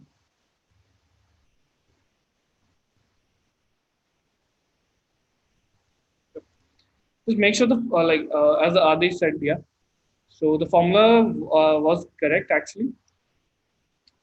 Make sure the formulas are correct because you just have to simply put down the values and you will get the answer right. So there might be some calculation mistakes, but that doesn't matter actually. Unless and until you are good with the formula, it should be enough, right? Okay. So moving further with hidden Markov model. So any particular sequential model which considers or you like follows the Markovian assumptions could be considered will be considered as Markov model. And hidden Markov model will be having a hidden like the tags or the states as hidden. As you can see, we can only see the words at the end, like at the front, and the tags are actually hidden. We use the transition probability and emission probability considerably to get to the next tag, right? So that's all hidden Markov model. Moving fast, actually, I'm moving a bit faster so we get enough time for the discussing out the assignments question. But I think most of the questions are like already done. So I will move toward the Viterbi. Let me try to explain you like what the problem and what was the root cause of the problem in Viterbi and where the code will be like going down, right? So in Viterbi, given the word sequence, you want to predict the best probable attack sequences. For that, as we already saw, using Markovian assumptions and the Bayesian rule, we got to a formula where we can use the we can use see the transition emission probability if we reduce it even further. Instead of going for the each sequence and getting the probability for the whole sequence again, we can just get it for each word. So for each word, we can calculate emission probability and transition probability. Emission probability will be nothing but the number of times a word has been tagged as T divided by the number of times T appears in the whole corpus, right? So let's say we have been given a word W and we have want to get the transition probability for tag T1, let's say, right? So number of times the word W has been tagged with T1 tag divided by number of times the T1 tag has appeared in the whole corpus. That will be the emission probability for that word for T1. Similarly, we will calculate it for all the possible or plausible tags. Then we will calculate the transition probability, transition of moving to T2, given T1. So number of times T1 is followed by T2, divided number of times T1 appears. So that will give you the transition probability. So nothing but like probability of getting this tag given the previous tag, that is transition probability. Probability of getting the word given the tag, it will be the emission probability. So if we multiply together, we'll get the probability score, which will consider both the aspects of it, the tag to tag conversion, like what will be the next tag based on the given tag and based on the given word. So that will give you a probability score. If you sort it out and we get sorted out and take the maximum of it, we'll get the most probable tag for that particular word, right? In that for that sequence. Now for the unknown words, for the transition probability won't ever go zero because the number of times T1 followed by T2 doesn't have any word level feature, right? We don't have to see the word count anywhere.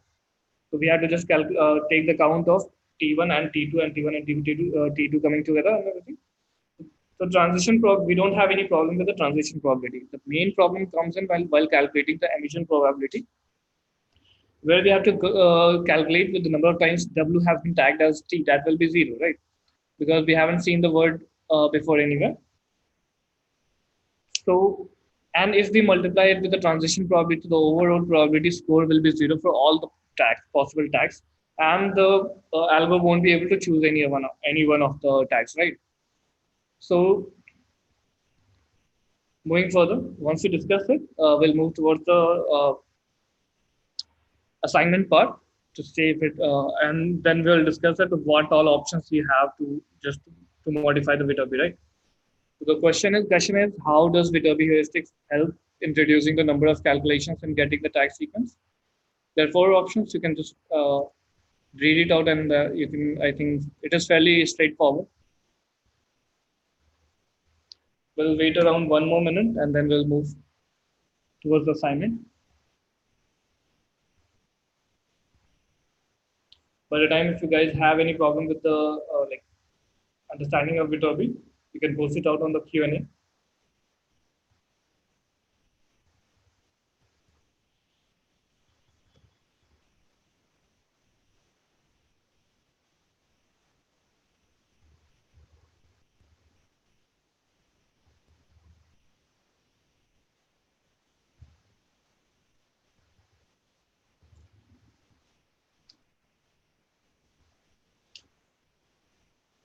Okay. So I think most of like everyone has got it correct. So Viterbi follows a greedy approach by maximizing the likelihood of the tags for a given observation. So it doesn't take the whole sequence; it just gets the user's greedy approach where it gets the most probable tag for given that particular word.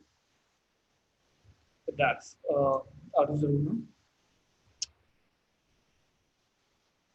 So moving towards the problem statement itself, to apply implement the Viterbi algorithm.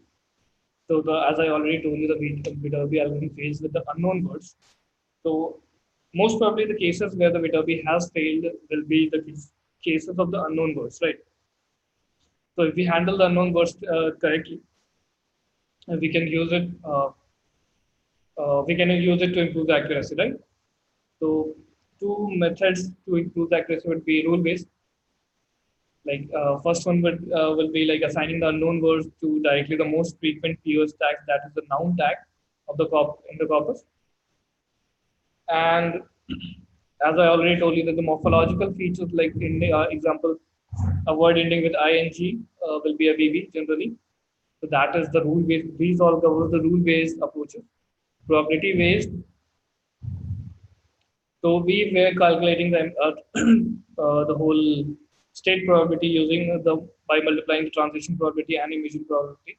As I told you, if you just skip out the emission probability part or just increase the emission probability part with emission like some small value epsilon, that is this the whole method is called Laplace smoothing. So if you do that, it will require you minimal code change, like minimal Viterbi change will be there. Just a simple value, just add a simple value to the emission probability, so it doesn't goes to zero. Still, but and for the known, even for the known words, it doesn't impact the probability a lot. And for the unknown words, it obviously it won't impact. Like it will obviously won't let it go to zero, right? So with minimal code change, you can just either do a image like Laplacian smoothing on emission probability. Either you can just remove the emission probability for the unknown words and use take only the transition probability and take the maximum possible tag from that.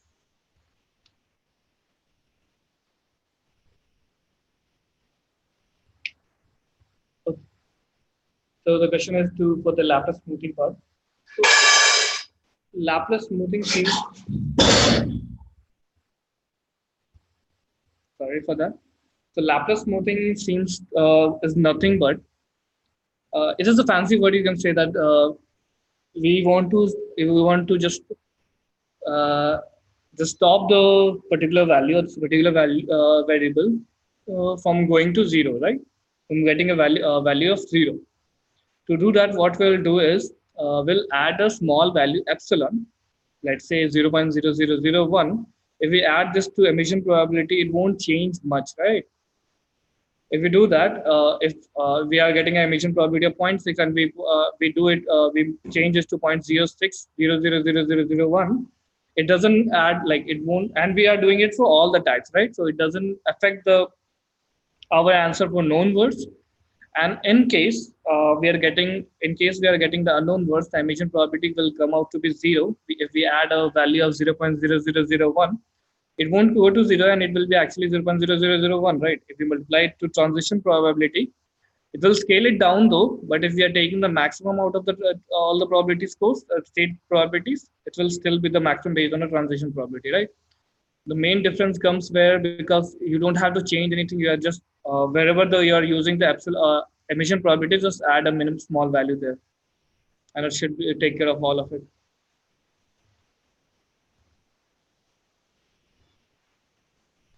As I told you, like you don't have to tune the value of epsilon. Just take any small value, because for our case, we don't have, like we are not getting affected by the value epsilon itself, right? It is just to a way to say that whenever we are getting unknown word, just use the transition probability and nothing else.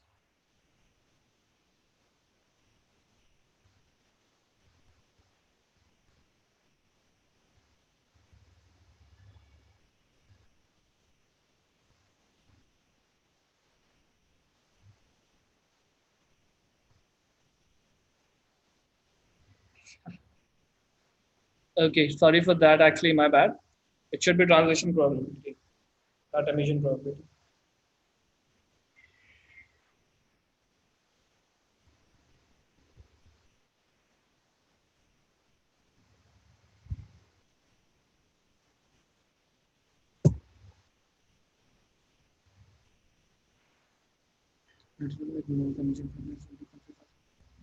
Yeah, that's right, Ram. We can directly use the transition probability and we can directly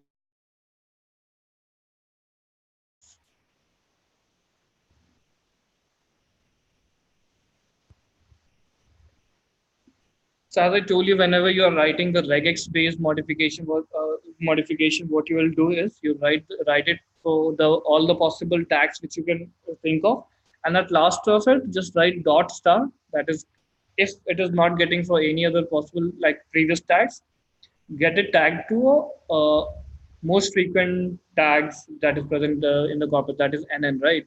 So in case the emission probability is getting to zero, just go to hit that regular expression function, and it will give you some result because we are handling all the possible pattern, right? So you don't need to modify the emission in that case, because you have considered all of the possible options.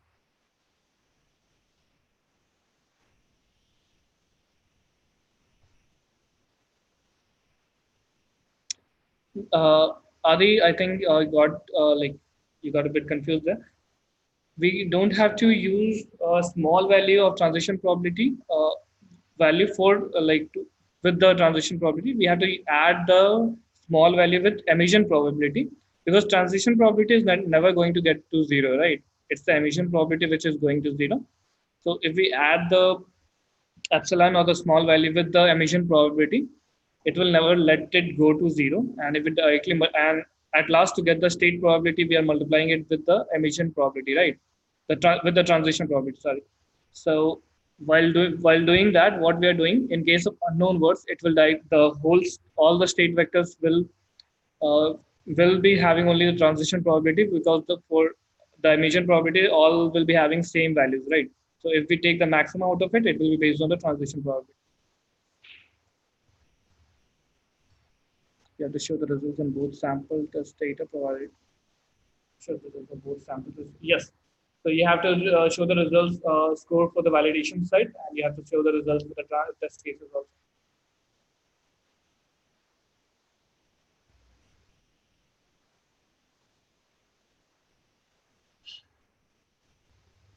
So surely you can try as many approaches as you want. That should be enough. But as I told you, the Laplace smoothing and getting only the transition probability are more or less similar. If you want another approach, as I told you, if you directly tag all the unknown words with noun also, you will get some accuracy boost, and that should be counted plus, right?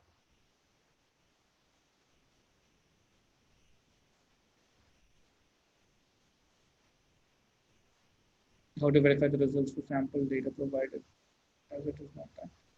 Uh, the same question answer actually, Samrat.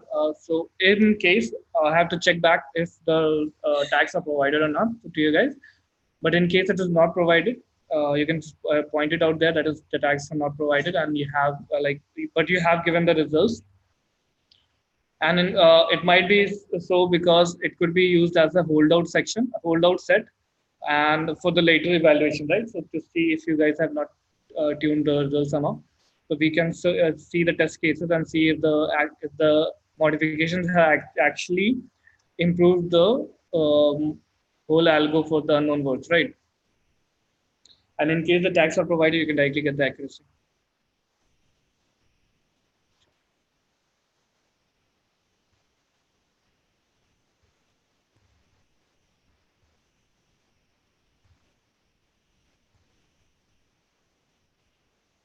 So as I told you, these are all the simple, like one or two lines of modifications, which you can directly do and see the results, improvement in the performance, and it should be enough, right? You don't have to go with the.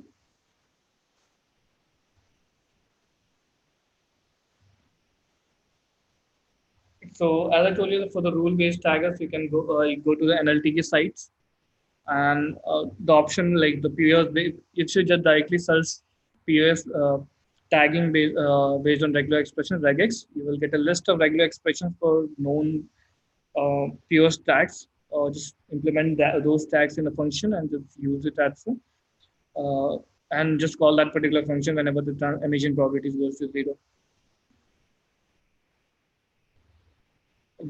If in case you want some URLs, you can post it on the out on the discussion forum. I'll be happy to give you like provide some URLs there. No problem.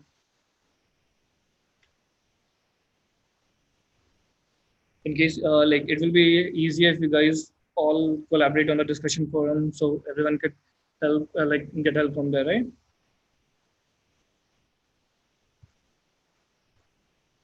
And in case no one else is posting the URLs, it does it will directly come to us. That shouldn't be a problem.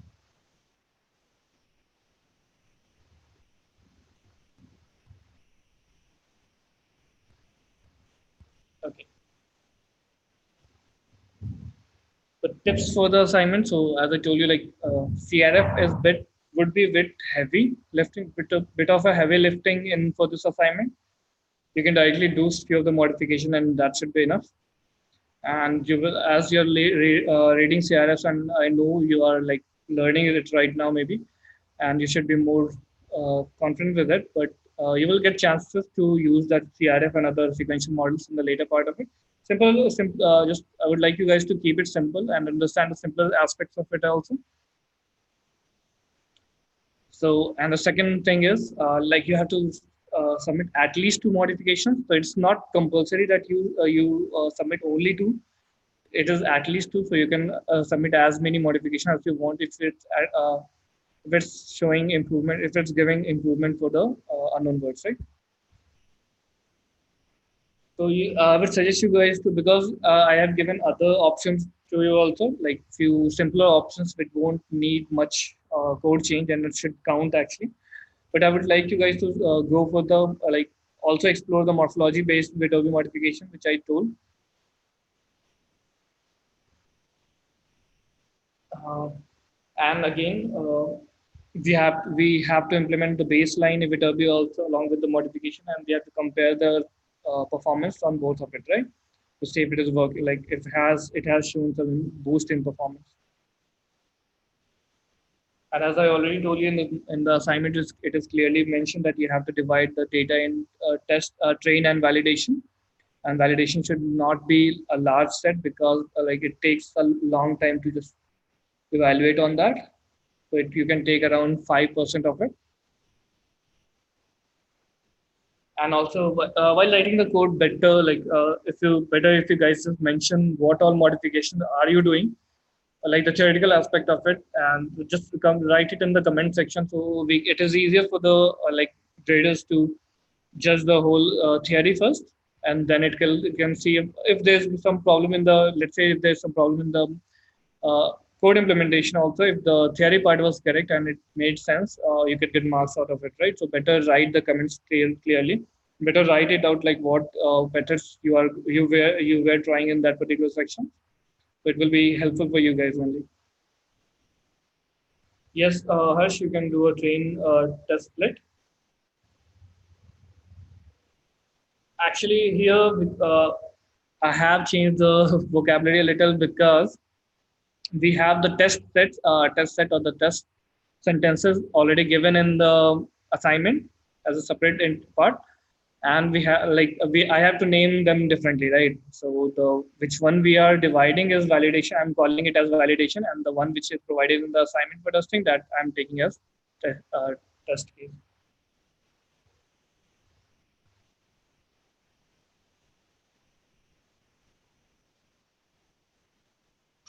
Okay, guys. So if you guys have any other problem, just discuss it out. I think Monday is the last day for the summation. Best of luck for that. In case you have any other problem with the with this assignment, just post it out on the discussion forum. Uh, so you can get the help from other learners also in case it is not getting corrected or like it's not getting answered. It will, under 24 hours it will be routed to the TAs. So we need to compare the accuracy of 5 to 10 sentences. So we already know that it will take time. That's why I told you like to take only 5% of the whole corpus, so that it's easier for the like compute the whole training. So if we do it for the 5% of it, it will be a good indicator that the performance is going good. Otherwise, if you take tested only on 10 to 5 sentences, maybe the regular expressions is working fine for those cases, but not on the other cases, right? So to get a generalized idea if the performance has increased, better test it out on the 5% holdout. Hope that answered your question, Bhaskar. For the development phase, you can take as many as less as you want. Like you can take 2 to 3% also. But as you're moving, like as you're going to submit, before that, you better to run a whole let's get the prediction on 5% of whole load, right? Just to get a generalized idea.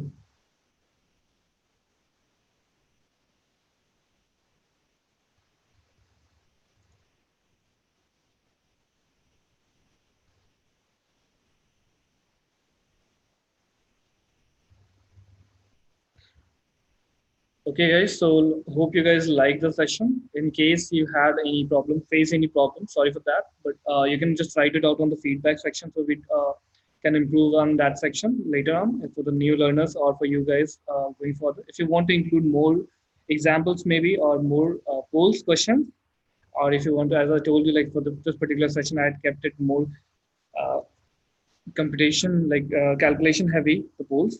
If you want to reduce that, just post like put it in the feedback, so for the later part we can do that. But I would suggest like for this particular section it was necessary, for this particular topic it was necessary, that's why we kept it. Otherwise you can just post it on in the food while leaving, just post it on the feedback, so for the later part we can help you guys like better and better understanding and better conducting the session. And in case you're facing some difficulties with the assignment, you can directly reach out with using the discussion forum. Still, if you are facing some errors or something, you can reach out to the uh, upgrade guys. We can take it further. We can even get on call and we can discuss it out. Okay. Hope you guys like the session. Best of luck for the assignment. Thank you. Rajesh? Yeah, thank you so much, Manish, for putting it quite well. Students, we are just requesting you to also provide your feedback about the session that happened right now. You must be seeing the poll on your screen. Just make sure that you provide your feedback in this poll itself. And I guess Manish pretty much used up my sentences right now itself during the end of the session, that whatever is left, please move this forward towards the discussion forum itself and reach out to your student mentor if you have any more intricate queries regarding the assignment. So thank you so much, Manish. Thank you so much for your time. It was quite insightful. Thanks, And thank Rajesh. you so Thank much, everyone, for taking a time out in this weekend and attending this session as well. We will be sending you the recording of this along with the PPT that has been discussed in this particular live session. So thank you once again, everyone. Thank you. Thanks, guys. Best of luck.